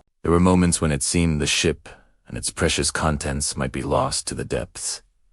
A tragic end to a decade of hard work and hope. The captain and his men were pushed to their limits, battling the tempest with skill and sheer determination. Finally, the storm broke, and the battered but resilient Isère sailed into calmer waters. Back in America, news of the storm had caused widespread anxiety. Had the statue survived? Would she ever arrive? The suspense was almost unbearable. Then, the joyful news crackled across the telegraph wires. The Isère was safe and approaching the American coast. The sense of relief and excitement that swept through New York was immense. After a perilous 27-day voyage, on June 17, 1885, the Isère sailed into New York Harbor. But her journey wasn't quite over. She had arrived, but there was a problem. Her pedestal wasn't finished. The fundraising efforts led by Joseph Pulitzer had succeeded, but construction was still underway on Bedloe's Island. So, the 214 crates containing Lady Liberty were carefully unloaded and placed in storage on the island, where they would wait for nearly a year. The arrival, however, was a moment of pure celebration. A massive naval parade, known as a flotilla, greeted the Isère. Hundreds of boats, from humble tugboats to majestic steamships, filled the harbor, their whistles and horns blaring a triumphant welcome. Cannons fired salutes from forts around the bay. Thousands of New Yorkers lined the shores, cheering and waving flags, catching their first glimpse of the crates that held their future icon. It was a spectacular reception, a citywide embrace for a gift that had braved a treacherous sea. Even though she was still in pieces, her arrival signified the final, tangible step in a long and arduous process. The promise made years ago was now sitting in their harbor, waiting for its foundation to be ready. This incredible journey was a testament to the dedication of countless individuals on both sides of the Atlantic. It was a story of engineering, courage, and international cooperation. The disassembly was a marvel of organization. The sea voyage was an adventure filled with peril and suspense. And the arrival was a moment of pure, unadulterated joy that united a city and a nation. Lady Liberty had crossed the ocean, and now all that was left was for her to rise once more. This time in her permanent home, a beacon of hope for all who would see her. Her journey was complete, but her story was just beginning. Thank you so much for joining us for this chapter in the story of the Statue of Liberty. It's a powerful reminder that even the grandest symbols have humble and often dangerous beginnings. If you enjoyed this video, please give it a thumbs up. And do you forget to subscribe and hit that notification bell so you don't miss our next episode, where we'll cover the final assembly and the grand unveiling of the statue. We'll see you next time. Hello history lovers, and welcome back. In our last chapter, the magnificent Statue of Liberty finally arrived in New York Harbor, a gift from the people of France. But there was one colossal problem. She had nowhere to stand. Imagine that, a 151 futal, copper goddess, packed away in over 200 crates, waiting for a home. Today, we are rediving into the dramatic story of how America scrambled to build her a pedestal and chose the perfect spot to place this beacon of hope. The search for a home led to a small, unassuming piece of land in the middle of New York Harbor. Bedloe Island. You might know it today as Liberty Island. But back then, it was home to Fort Wood, a star-shaped military installation. It was perfect. The fort's walls could be incorporated into the foundation, and its strategic location meant Lady Liberty would be the first thing millions of people saw as they sailed into America. It wasn't just a convenient spot. It was a symbolic gateway. Imagine the message this would send to the world. But a location was just the beginning. The statue needed a pedestal, and the agreement was that America would build it. The problem: the fundraising committee was broke. The American government, both federal and state, refused to allocate public funds. It seemed like a national embarrassment was brewing. The French had held up their end of the bargain, building and delivering the statue. Now, America was failing to simply build its stand. The newspapers of the day were filled with articles mocking the situation, suggesting the statue's dismembered hand, which had been on display for years, should just be sent back to France. It was a crisis. Just when all hope seemed lost, a hero stepped forward. Not a politician or a billionaire, but a newspaper publisher named Joseph Pulitzer. You've probably heard of the Pulitzer Prize. Well, this is the man. An immigrant himself, Pulitzer saw the statue as a powerful symbol for the common person. He was disgusted by the wealthy elite who refused to contribute and the politicians who wouldn't act. So, he decided to take matters into his own hands. Through his newspaper, The New York World, Pulitzer launched one of the most brilliant crowdfunding campaigns in history. He didn't just ask for donations, he made it personal. He promised to print the name of every single person who contributed, no matter how small the amount. He published emotional pleas and shamed the rich for not doing their part. His message was clear. This statue wasn't for the wealthy. It was for asterisk. Everyone asterisk. It was the people's statue. And the people responded. The effect was electric. Donations poured in from all over the country. School children sent in their pennies. Factory workers pooled their meager wages. And families sent what little they could spare. Over 120,000 people contributed, with most donations being less than $1. It was a tidal wave of public support. A grassroots movement unlike anything seen before. Pulitzer didn't just raise money. He gave the American people a sense of ownership over the statue.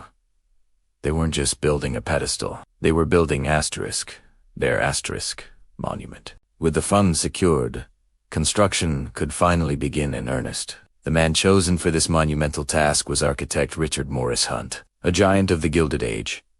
Hunt designed a pedestal that was a work of art in itself. He drew inspiration from classical architecture, including lighthouses like the Pharos of Alexandria, to create a structure that wouldn't just support the statue, but complement it. He wanted the pedestal to look like it grew naturally from the earth, a solid, unshakable foundation for the ideals of liberty.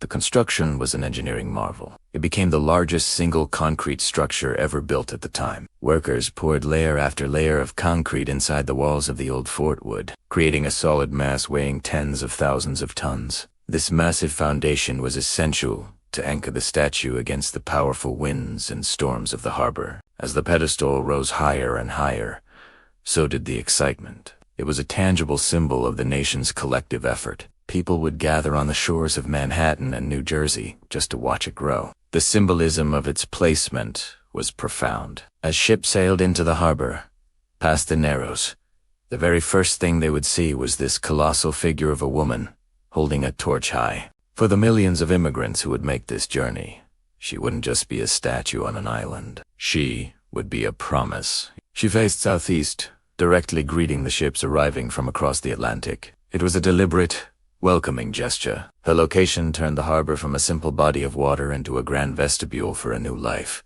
She wasn't hidden away in a park. She was placed right at the front door of America. In April of 1886, the last stone of the pedestal was laid. The crowd roared. Joseph Pulitzer's campaign had been a staggering success. Raising the final $100,000 needed that's over $3 million in today's money. It was a victory for the common person, a testament to the power of the press, and a symbol of a nation coming together. The stage was finally set. The pedestal, built with the dimes and dollars of ordinary Americans, stood ready. Now, all that was left was the final, incredible task of putting the pieces of Lady Liberty together and raising her for the world to see. And that is exactly where we'll pick up in our next chapter. The Great Reassembly. We'll explore the engineering genius required to piece together this giant copper puzzle and the grand celebration of her inauguration. It's a story you won't want to miss. Thanks so much for watching. If you're enjoying this journey through history, please hit that like button and subscribe so you don't miss the next chapter. We truly appreciate your support. See you next time. Hello everyone, and welcome back to our journey through history. Today, we're at a pivotal moment in our story. A moment that turns a collection of colossal copper pieces into an icon recognized worldwide. We're talking about the Great Assembly of the Statue of Liberty in America. So, grab your hard hats, and let's travel back to New York in the 1880s. After its long and perilous journey across the Atlantic, the Statue of Liberty arrived in New York Harbor in over 350 individual pieces, packed into more than 200 crates. Imagine the scene. A giant, dismantled puzzle waiting on the shores of what was then called Bedloe's Island. The anticipation was electric, but the real work was just beginning. The French had done their part. Now it was America's turn. The pedestal, a monumental project in itself, was finally complete thanks to the fundraising efforts spearheaded by Joseph Pulitzer. It stood ready, a grand stage for the main event. Now, the daunting task was to hoist and assemble this giant of a statue, a feat of engineering that had never been attempted on this scale. Leading this colossal effort was none other than the statue's creator, Frédéric Auguste Bartholdi. He had returned to America to personally oversee the reassembly. His vision, which had lived on paper and in a Paris workshop for years, was finally coming to life in its permanent home. You can imagine the pressure he must have felt. Every decision, every calculation, rested on his shoulders. He was joined by the chief engineer of the statue's internal structure, Gustave Eiffel's team, who ensured the iron skeleton was correctly reconstructed. The assembly process was a marvel of 19th century ingenuity and sheer manpower. It began with the intricate iron pylon, Eiffel's brilliant internal skeleton. Piece by piece, this massive frame was erected inside the pedestal. It was the backbone of the statue, designed to bear the immense weight of the copper skin and withstand the powerful winds of the harbor. Workers, many of whom were new immigrants, scaled the towering structure, riveting the iron beams together with skill and courage. Once the iron skeleton was securely in place, the real magic began. The copper sheets, each one carefully numbered in France, were painstakingly unpacked. It was like unwrapping the most enormous, most precious gift America had ever received. The workers then began the delicate process of attaching these copper plates to the iron framework. This wasn't a simple case of bolting metal together. Eiffel had designed a system of flexible iron bars, known as saddles, that connected the copper skin to the main frame. This allowed the statue to have a bit of give. The copper could expand and contract with the changing temperatures, and the entire structure could sway slightly in the wind without breaking. It was a revolutionary design, ensuring Lady Liberty could stand tall for centuries. Slowly, methodically, the figure began to take shape. Starting from the bottom, the workers attached the flowing robes, section by section. The people of New York could watch the daily progress from the shores of Manhattan and Brooklyn. What was once a bare island was now home to a growing, gleaming copper giant. It must have been an incredible sight, a daily dose of wonder and inspiration for everyone who saw it. The process was slow and deliberate. Each copper plate, weighing hundreds of pounds, had to be hoisted into position by cranes and steam-powered derricks. Once-in-place workers suspended in bosun's chairs or standing on precarious scaffolding would hammer over 300,000 rivets to fasten the skin. It was dangerous, demanding work.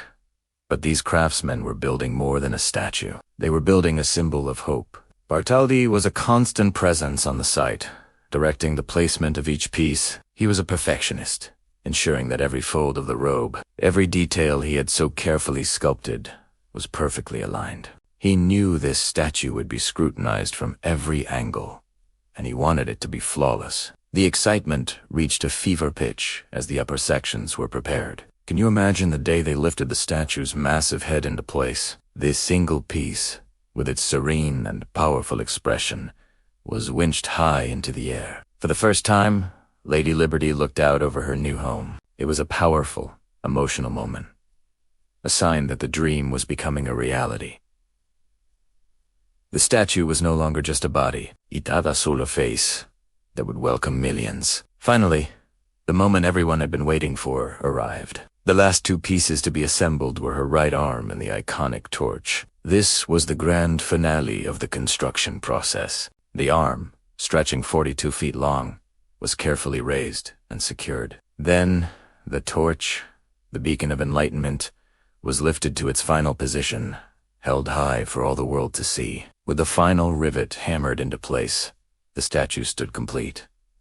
It was a breathtaking sight, gleaming like a new penny under the New York sun. The Statue of Liberty was a colossal figure, taller than any statue ever built. She stood as a testament to French artistry, American determination, and the shared ideals of liberty and friendship between two nations. The workers, the engineers, and Bartholdi himself must have looked up at their creation with an immense sense of pride and accomplishment. They had overcome countless challenges, from fundraising and transportation to the complex engineering of the assembly. They had pieced together not just copper and iron, but a lasting symbol that would inspire generations to come. The giant puzzle was solved, and the result was magnificent. And that's where we'll leave it for today. The statue is built, standing tall in New York Harbor, but her story is far from over. Join us next time as we witness the grand dedication ceremony and explore the immediate impact of Lady Liberty on America and the world. Thank you so much for watching. If you're enjoying this deep dive into the history of the Statue of Liberty, please give this video a thumbs up, and do not forget to subscribe and hit that notification bell so you won't miss the next chapter. We'll see you in the next video. The morning of October 28th, 1886, broke over New York City, not with sunshine, but with a shroud of fog and a persistent, dreary rain. The weather was miserable, a stark contrast to the electric mood of the city. For this was no ordinary day. This was the day America would finally, officially, receive its colossal gift from France. This was the day Lady Liberty would be dedicated. Despite the downpour, New York was a city alive with anticipation. Streets were choked with people, umbrellas forming a vast, glistening canopy. An estimated 1 million spectators lined the parade route, their faces turned upward, braving the damp chill to witness history. This wasn't just a New York event. It was a national spectacle.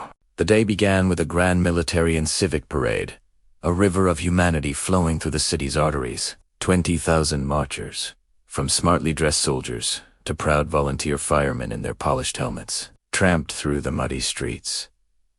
Bands played, their brassy notes cutting through the misty air. Flags, heavy with rain, waved from every building. Wall Street, in a rare moment of collective celebration, unleashed a spontaneous blizzard of ticker tape from its windows, unintentionally starting a tradition that would mark New York's greatest triumphs for a century to come. The city was a roaring, cheering, pulsing entity, all its energy focused on the monumental figure waiting in the harbor. Out on the water, a magnificent naval parade assembled, a flotilla of over 300 vessels, from formidable warships to humble tugboats, all dressed in flags and bunting, bobbed in the choppy gray waves. They circled Bedloe's island, a waterborne procession paying homage to the silent, copper giant. Each ship was packed with spectators, all craning their necks for the best view of the veiled statue. The fog was so thick that at times the island seemed to disappear entirely,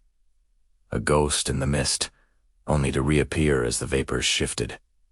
Finally, the moment arrived. On Taceland, a specially constructed grandstand held the day's dignitaries. At its center was the President of the United States, Grover Cleveland. Beside him stood Ferdinand de Lesseps, the visionary behind the Suez Canal, and now the head of the Franco-American Union, and Frédéric Auguste Bartholdi, the sculptor, the man whose dream was now a 305-foot-tall reality. As President Cleveland began his speech, the rain seemed to intensify. He spoke of the enduring friendship between France and the United States, of the shared ideals of liberty and self-governance that the statue represented. He declared, "We will not forget that liberty has here made her home, nor shall her chosen altar be neglected."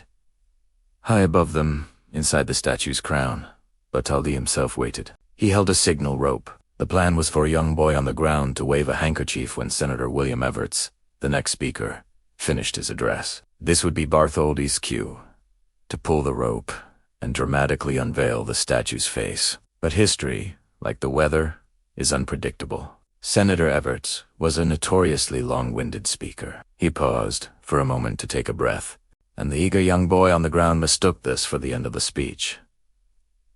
He furiously waved his handkerchief. Up in the crown, Bartholdi saw the signal.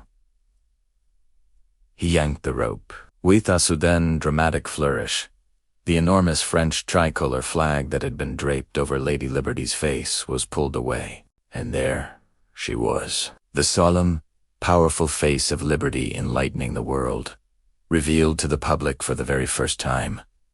The crowd, both on the island and on the water, erupted. A thunderous roar swept across the harbor, a wave of pure, unadulterated joy. Cannons from the naval ships and the forts surrounding the harbor fired a deafening 21-gun salute. The air filled with a shriek of steam whistles from every boat, a chaotic, triumphant symphony. The sound was so immense, it completely drowned out the rest of Senator Evarts' speech. He simply gave up and sat down, a footnote in a moment far bigger than any words. Through the mist and rain, her copper skin gleaming with a fresh, metallic luster. She looked out over the nation she now symbolized. She wasn't the green icon we know today. She was the color of a newly minted penny, a fiery beacon against the gray sky. Bartholdi, peering out from the crown, was overcome with emotion. His vision, a project that had consumed nearly 2 decades of his life, was complete. He had faced financial crises,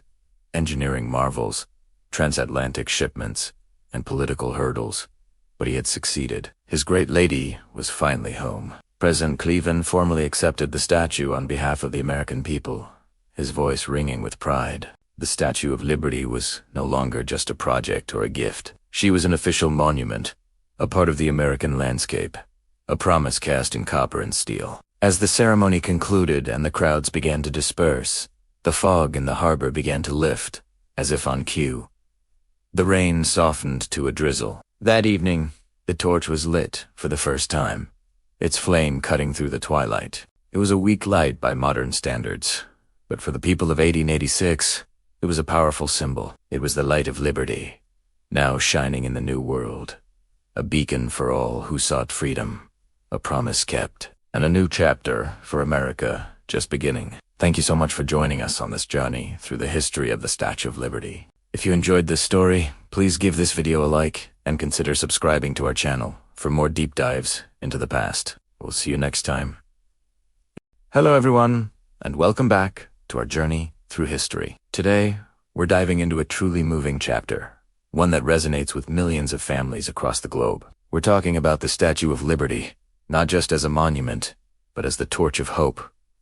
Imagine, for a moment, you've spent weeks, maybe even months, on a crowded ship. You've left behind everything you've ever known, your home, your language, perhaps even your family, all for a dream of a new life in a place called America. The journey has been long, uncertain, and filled with hardship. You're exhausted, anxious, but you're clutching a tiny flicker of hope. Then, one morning, you're on the deck, and through the mist, a shape emerges on the horizon. It grows larger and larger, a colossal figure of green-tinged copper, a woman holding a torch high against the sky. For over a century, this was the very first sight of America for more than 12 million immigrants arriving at Ellis Island. Can you feel that moment? The collective gasp on the ship, the tears streaming down faces, the pointing fingers, the whispers in dozens of languages. Look, there she is. She wasn't just a statue, she was a promise. Her official name is Libertang, enlightening the world. But for those weary travelers, she was so much more. She was a welcome.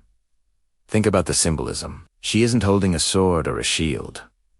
She holds a torch, a light to guide the way, to banish the darkness of the past, to illuminate a new path forward. In her other arm, she holds a tablet inscribed with the date of American independence, a reminder of the very ideals of freedom and self-determination that drew people here in the first place. But the most powerful symbolism wasn't written in any official declaration. It was forged in the hearts of those who saw her from the decks of those ships. To them, she became a motherly figure, a mother of exiles, as Emma Lazarus's famous poem so beautifully puts it. Her silent, steadfast presence offered a sense of safety after a perilous journey. Her calm, welcoming gaze seemed to say, "You are here. You are safe. Your struggle is over, and your new beginning is now." She wasn't a queen or a goddess in a remote pantheon. She was a maternal figure, standing at the doorstep of a new home, her light a beacon of welcome. She represented the end of a long, arduous journey, and the start of a chapter filled with infinite possibilities. She was the physical embodiment of hope for the farmer from Italy, the tailor from Poland, the teacher from Ireland, or the laborer from Germany.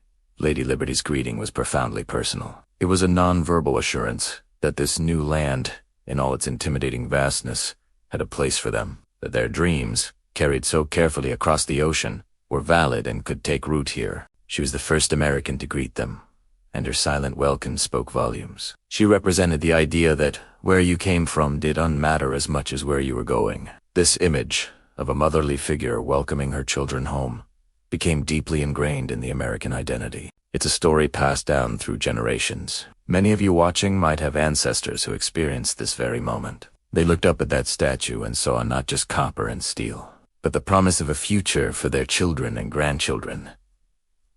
The torch she holds is not just for show. It is a profound symbol of enlightenment and progress. It represents the dispelling of ignorance and oppression, lighting the path to freedom. It was a signal to the world that here was a nation founded on the principle that every individual has the right to life, liberty, and the pursuit of happiness. For those arriving, it was the light at the end of a very long and dark tunnel. Her crown, with its 7 rays, symbolizes the 7 continents and 7 seas, extending the concept of liberty to the entire world. It wasn't a message just for Americans, but a universal declaration of hope. It was a visual promise that this new beginning was not just about finding work or land, but about joining a community built on a foundation of freedom. And so, as the ferries carried these new arrivals from their ships to the processing halls of Ellis Island, the statue remained in their view, a constant, reassuring presence. She was the last thing they saw of the open ocean and the first thing they saw of their new home. She was the transition point,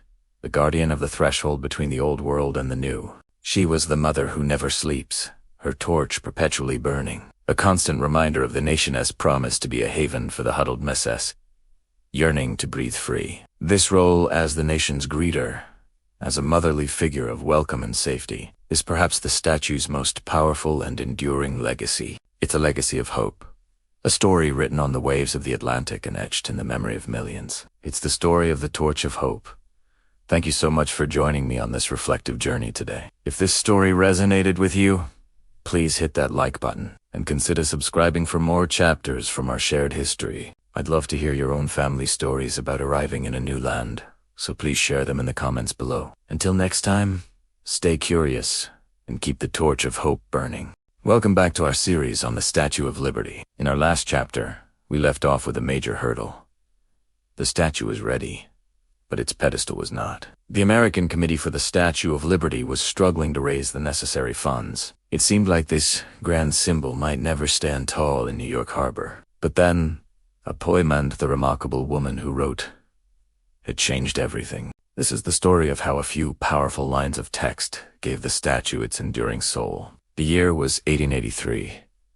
The fundraising campaign for the pedestal was stalling. In an effort to reignite public interest, writer Constance Cary Harrison and art collector William Merritt Chase decided to organize an art and literary auction. They reached out to prominent writers and artists of the day, asking for contributions. One of the writers they approached was a woman named Emma Lazarus. Emma Lazarus was born in New York City in 1849 into a wealthy, long-established Sephardic Jewish family. She was a literary prodigy, showing immense talent from a young age. By her late teens, she was already a published poet, catching the attention of none other than Ralph Waldo Emerson, one of the most celebrated writers of the era. She was part of New York's elite literary circles, a respected intellectual and a passionate advocate for her beliefs. Initially, when asked to write a poem for the auction, Emma hesitated. She didn't like writing occasional verses for events. But Constance Harrison was persistent. She urged Emma to think about what the statue would mean to the thousands of immigrants arriving in America. This idea struck a deep chord with Emma. In the early 1880s, she had become a fierce advocate for Jewish refugees, fleeing violent pogroms in Eastern Europe. She visited them on Ward's Island, worked tirelessly to improve their living conditions, and used her voice to campaign for their rights and dignity. She saw their suffering, their resilience, and their desperate hope for a new life. So, thinking of those weary travelers, she agreed, and in just a few days, she wrote a sonnet titled The New Colossus.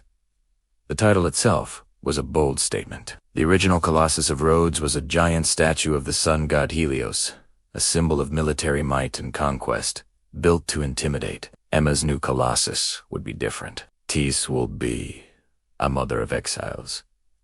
Let's break down the poem, because every word is intentional and powerful. It begins by contrasting this new statue with the ancient wonder, not like the brazen giant of Greek fame, with conquering limbs astride from land to land. Right away, she dismisses the old ideal of power and dominance. This isn't about conquest. Then, she introduces a new figure.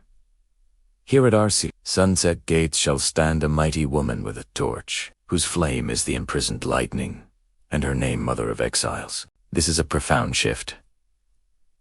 The statue isn't a warrior or a god. She's a mighty woman, a maternal figure. The torch isn't a weapon. It's a beacon of light, imprisoned lightning, representing progress, innovation, and enlightenment. And her name, Mother of Exiles, explicitly reframes her purpose. She is a protector and a welcomer of those who have been cast out from their homelands. The poem continues, describing her gaze.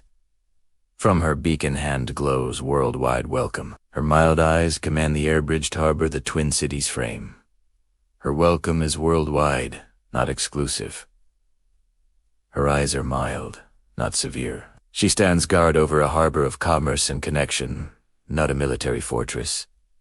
And then we come to the final, immortal lines.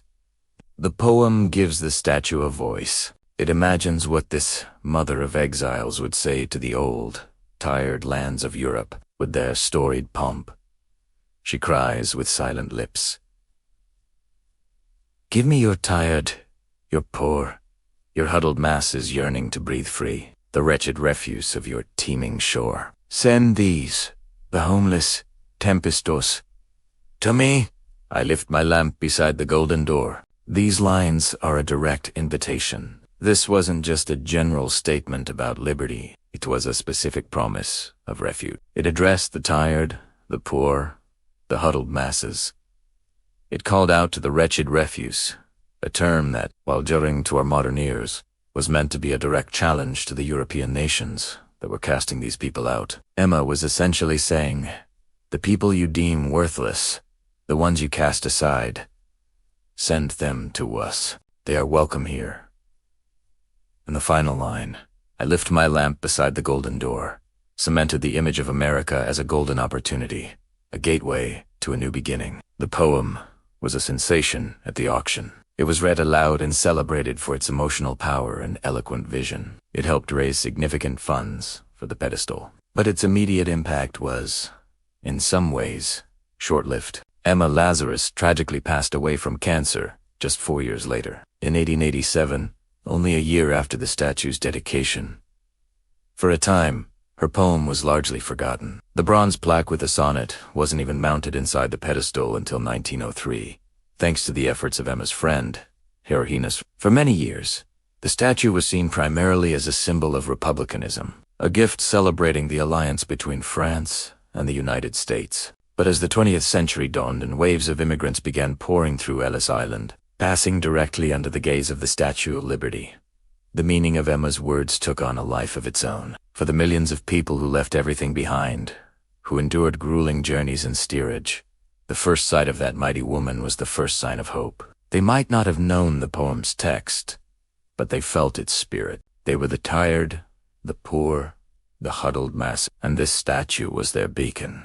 Over time, through popular culture, school textbooks, and political speeches, the new Colossus became inseparable from the Statue of Liberty. Emma Lazarus, through her powerful empathy and brilliant artistry, did something extraordinary. She didn't just describe a statue, she gave it a conscience.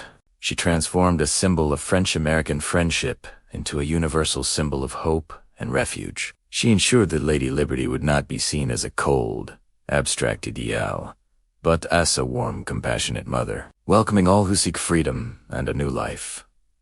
Her poem became the statue's eternal mission statement. So the next time you see a picture of the Statue of Liberty, or hear those famous lines, remember Emma Lazarus. Remember the poet who, inspired by the plight of refugees, penned the words that gave a silent monument its powerful, enduring voice, forever defining it as the mother of exiles. Thanks for watching.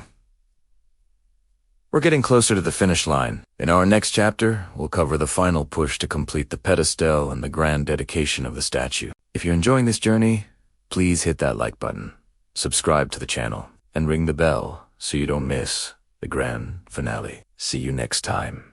Hello and welcome back to our series exploring the hidden histories of the world's most iconic landmarks. Today, we're turning our gaze to a symbol recognized across the globe, a beacon of hope standing tall in New York Harbor. This is Chapter 16, Through War and Peace, where we uncover how the Statue of Liberty has been more than just a monument. It has been a silent witness to a century of profound change. From the moment she was dedicated in 1886, Lady Liberty was destined for a role she was never explicitly designed for, a sentinel watching over a nation in constant flux. Her early years coincided with the largest wave of immigration in American history. Imagine, between 1892 and 1954, over 12 million immigrants passed through the nearby Ellis Island Processing Center. For these weary travelers, their first glimpse of America wasn't the skyline of Manhattan, but the powerful, welcoming figure of the Statue of Liberty. She was the first hello from a new world, a tangible promise of the freedom and opportunity they had journeyed so far to find. The hope in their eyes, the dreams clutched in their hands all, were reflected in her stoic, copper gaze. She wasn't just a statue. She was the embodiment of the American dream, a greeter at the golden door. But the promise of peace she represented was soon tested. In 1916, before the United States officially entered World War I, the quiet of the harbor was shattered. On a nearby pier in Jersey City, German saboteurs detonated a massive cache of munitions destined for the Allies in Europe. The explosion was catastrophic, registering on seismographs as far away as Philadelphia. It sent shrapnel flying across the water, peppering Lady Liberty's torch and skirt with over 100 pieces of metal. The blast even damaged the internal structure of her arm. As a result, public access to the torch was closed, and it has remained closed ever since. In that moment, the war reached America's doorstep, and the Statue of Liberty bore the physical scars to prove it. She was no longer just a symbol of welcome, but a symbol of a nation on the brink of conflict, a silent victim of an attack on her own shores. When the United States did enter the war in 1917, the statue's image was transformed yet again. She became a powerful tool for wartime propaganda. Suddenly, her face was everywhere. On posters, she pointed a finger, declaring you by a Liberty Bond, urging citizens to fund the war effort. In other images, she stood defiantly against the backdrop of a war-torn Europe. She was no longer just a passive beacon. She was an active participant, a symbol of American resolve and democratic strength. Her image rallied a nation, unifying millions behind a common cause. She became the personification of American might, a promise not just of freedom at home, but of the fight to defend freedom abroad. After the Great War came the Roaring Twenties, a decade of unprecedented prosperity, followed by the crushing despair of the Great Depression. As breadlines grew longer and hope grew thin, the Statue of Liberty's meaning deepened. For many Americans facing hardship, her steadfast presence in the harbor was a reminder of the nation's resilience. She had weathered storms before, and she would weather this one too. She represented the enduring spirit of a country that, despite its struggles, still held on to its core ideals. Looking at her, people were reminded that the nation was built on a foundation of perseverance, a promise that even in the darkest of times, the light of liberty would not be extinguished. Then came the Second World War.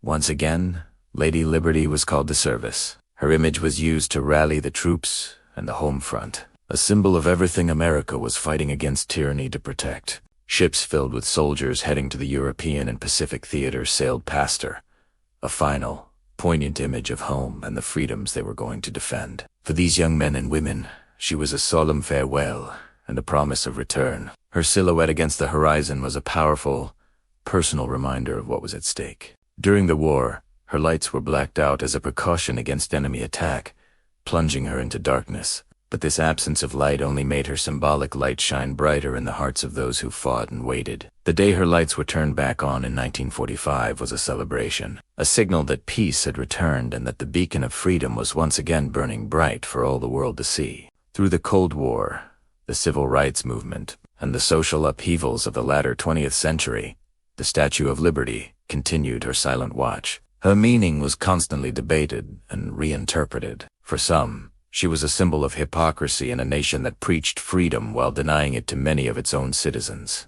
For others, she remained a constant, aspirational goal, a reminder of the ideals the nation was still striving to achieve. She became a backdrop for protests and a source of inspiration for activists, her presence amplifying their calls for justice and equality. From the hopeful gaze of millions of immigrants to the scarred copper from a wartime explosion, from a symbol of patriotic duty to a beacon of resilience in times of economic despair, the Statue of Liberty has absorbed the triumphs and tribulations of a nation. She is not a static monument, frozen in time. She is a living document, etched with the stories of war and peace, hope and struggle. She stands not just as a symbol of where America has been, but as a constant, unwavering question of what it aspires to be. Her torch doesn't just illuminate the harbor, it illuminates the path forward, reminding us that the journey toward a more perfect union is ongoing. Thank you so much for joining me on this journey through history. The story of our world is written in these incredible structures, and there's always more to uncover. If you enjoyed this video, please give it a thumbs up, and do not forget to subscribe and hit that notification bell so you won't miss our next chapter. We love hearing from you, so please share your thoughts in the comments below. Until next time, keep exploring.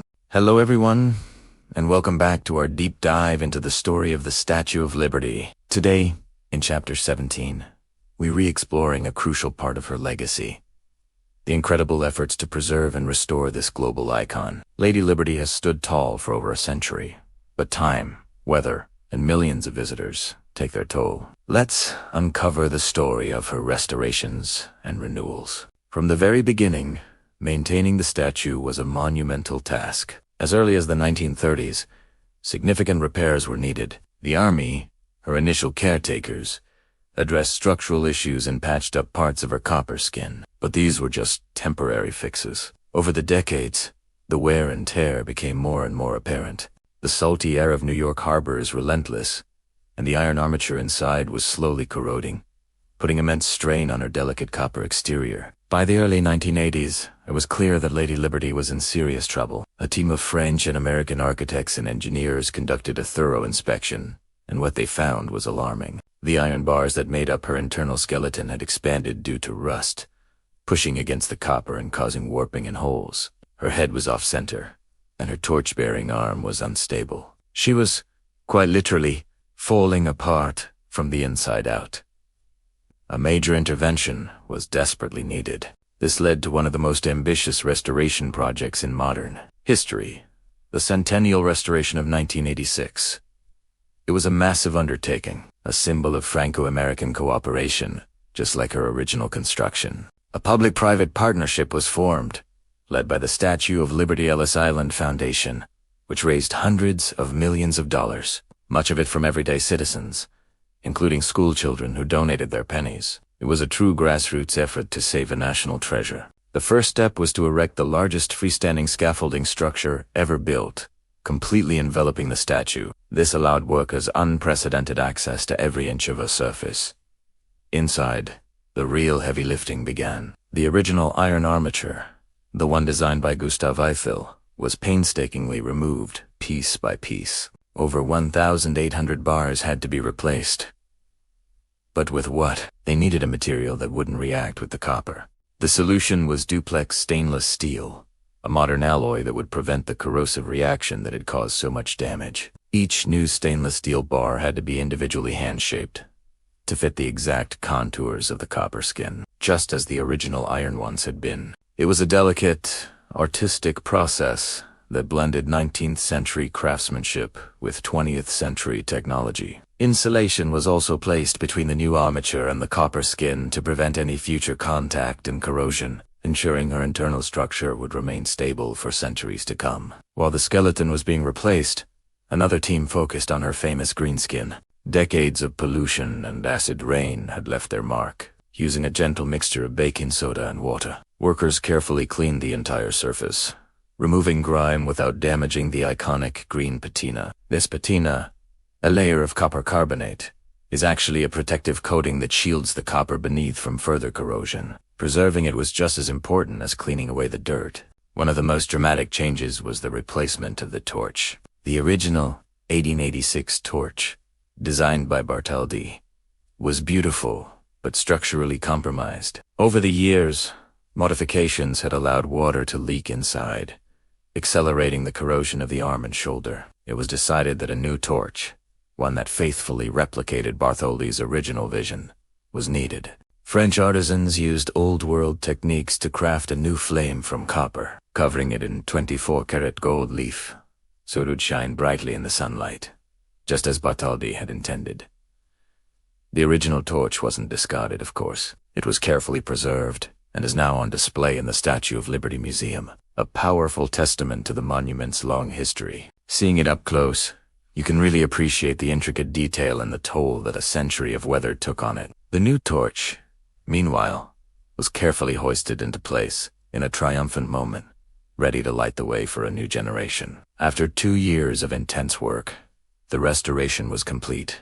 On July 4th, 1986, America celebrated Lady Liberty's 100th birthday with a massive celebration called Liberty Weekend. President Ronald Reagan presided over the ceremony, relighting the new torch and officially reopening the statue to the public. It was a spectacular event, with fireworks, tall ships, and a palpable sense of national pride. Lady Liberty was renewed, her structural integrity secured, her beauty restored, and her promise shining brighter than ever. This Centennial project was a monumental achievement, ensuring that the Statue of Liberty would continue to stand as a beacon of hope and freedom for generations to come. It was a powerful reminder that our most cherished symbols require a constant care and dedication. Thanks to the hard work and generosity of thousands, Lady Liberty was ready to face her next 100 years. Thank you so much for joining me for this chapter on the restoration of a legend. The story of her renewal is as inspiring as the story of her creation. If you've enjoyed this video,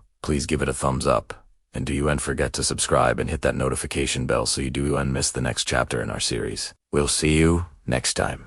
Have you ever wondered how a statue, gifted from France to America, became a worldwide icon? The Statue of Liberty is more than just a New York landmark. She's a global symbol, a beacon of hope, whose light has reached the farthest corners of our planet. Today, we're diving deep into how Lady Liberty's message of freedom and democracy transcended borders, inspiring artists, activists, and dreamers everywhere. Let's start our journey back in the late 19th century. The statue was a gift, a celebration of the alliance between France and the United States and their shared ideals of liberty. From the very beginning, her purpose was universal. She held a torch, not a flag, lighting the way for all, not just for one nation. Her official name, Liberty Enlightening the World, tells you everything you need to know about her intended global reach. As millions of immigrants sailed into New York Harbor, she was the first thing they saw. She wasn't just a statue of America. She was the promise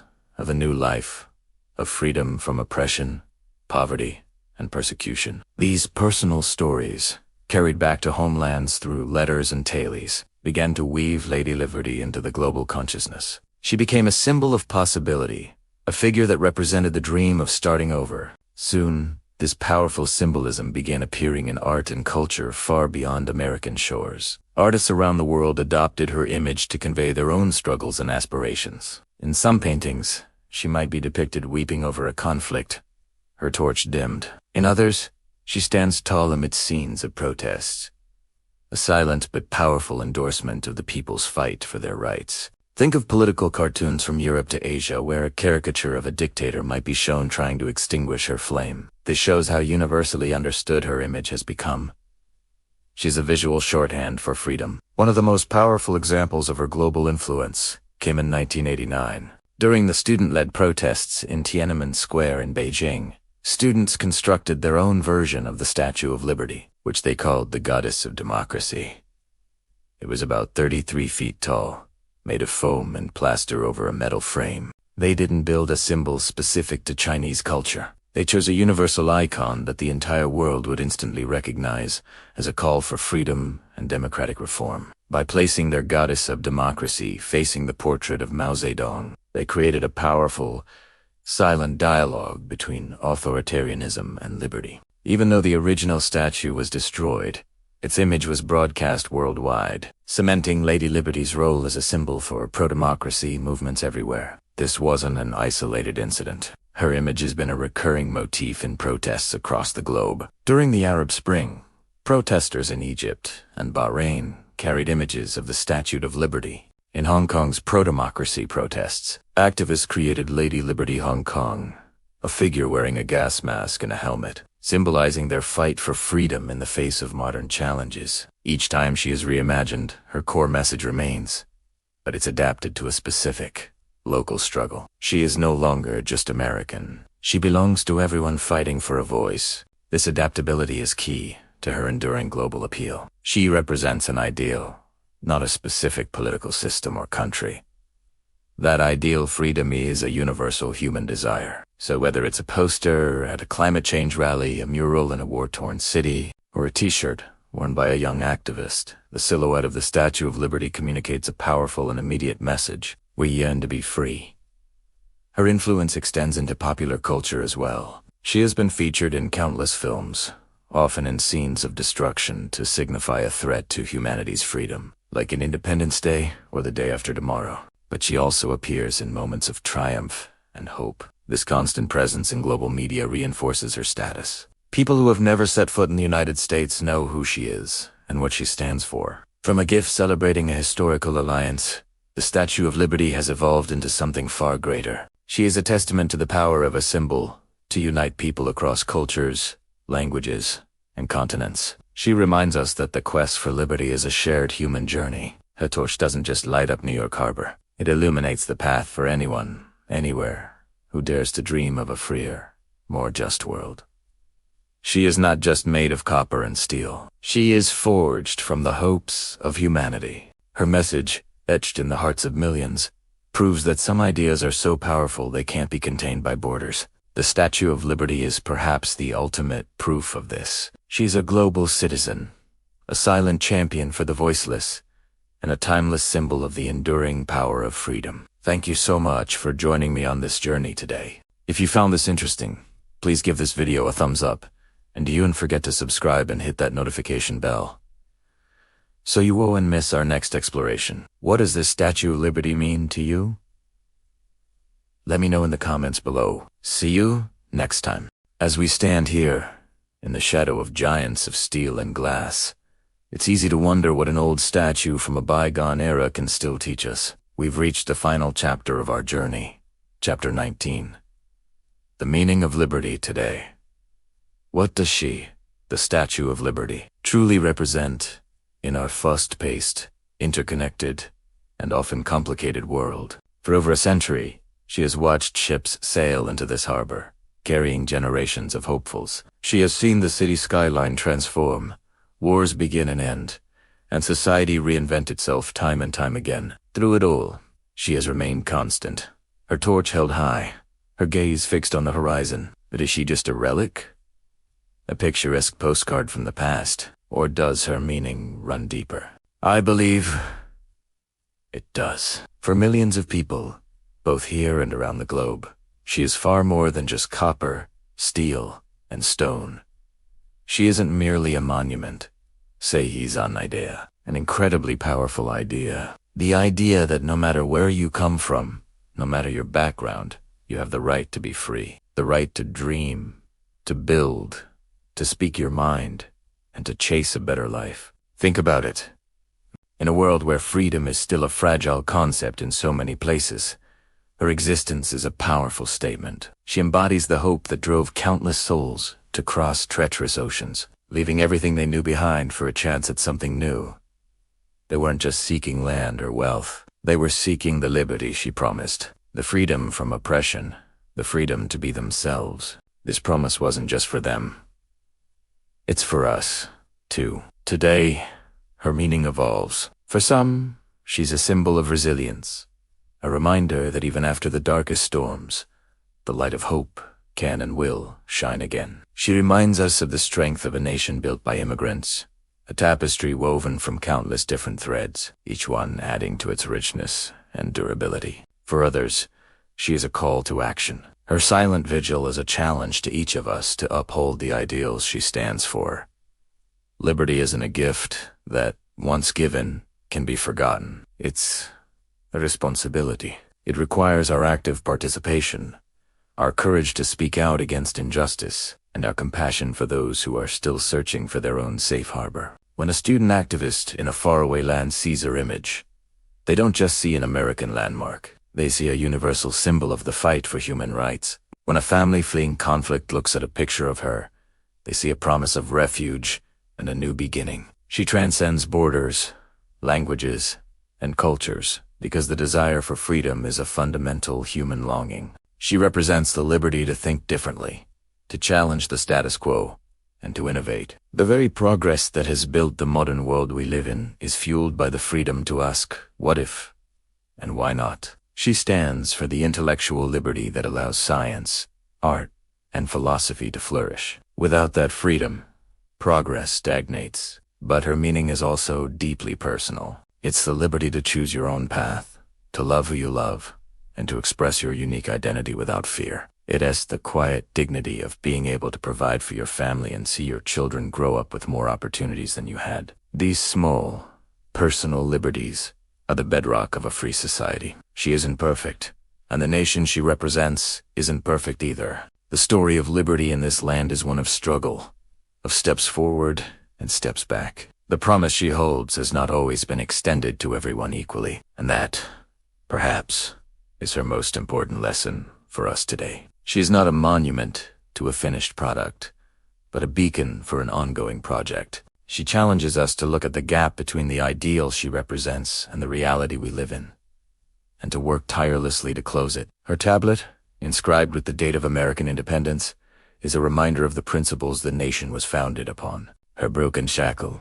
often unseen by visitors, is a powerful symbol of the ongoing struggle to to break free from all forms of tyranny and oppression. So, as we look at her today, let's see her for what she truly is. Not just a statue, but a living, breathing idea. She is the quiet confidence in the heart of a young entrepreneur starting a new business. She is the fierce determination in the voice of an advocate fighting for change. She is the enduring hope in the eyes of a newcomer stepping onto this shore for the very first time. She is a promise.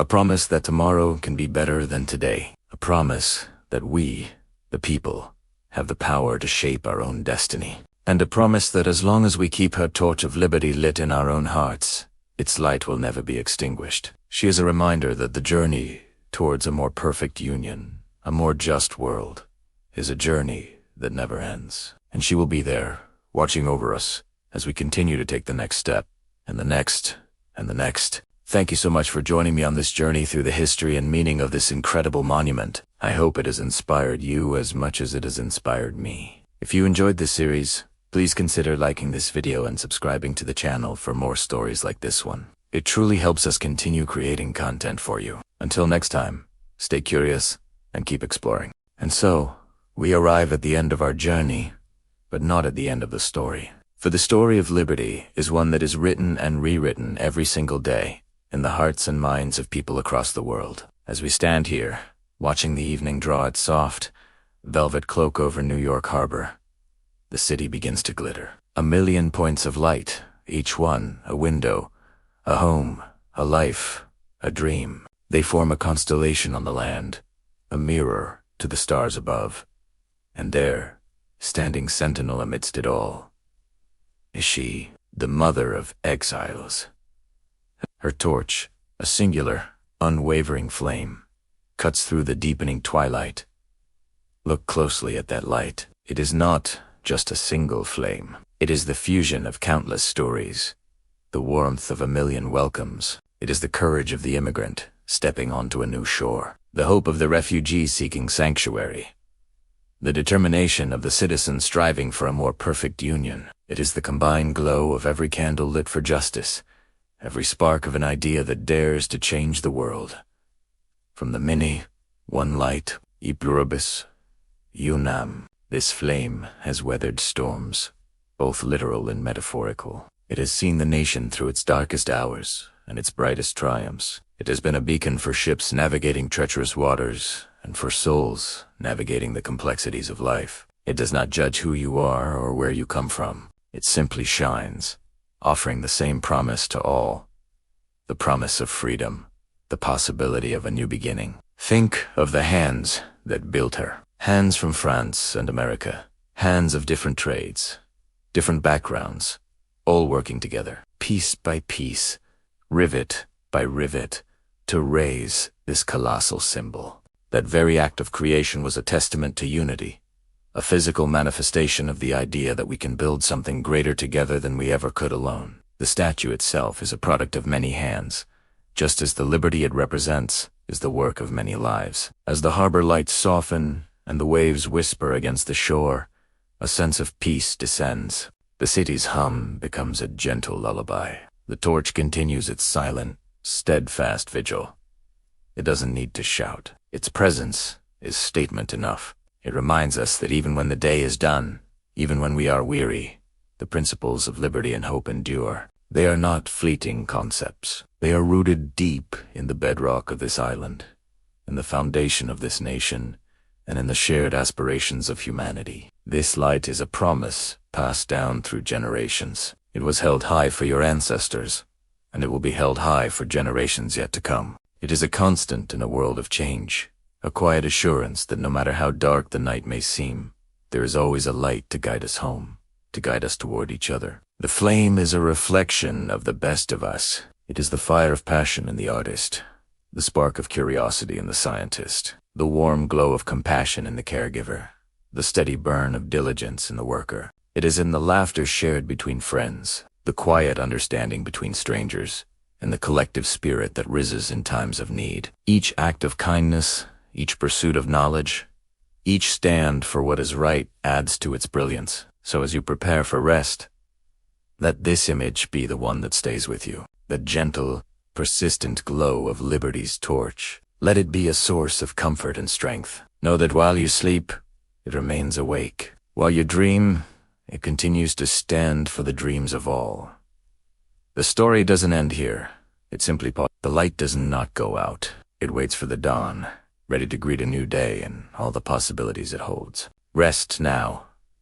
Rest in the knowledge that the flame endures. It is a symbol not of a place, but of an ideal that lives not only in the copper and steel of a statue, but in the spirit of every person who believes in a world where everyone can be free. The harbor sleeps, but liberty's light, the light of all of us, shines on, forever and ever. Thank you so much for joining me on this journey. If you found a moment of peace or inspiration in this story, please consider liking this video and subscribing to the channel. It helps us continue to share these stories with the world. Until next time, be well and carry a little of that light with you.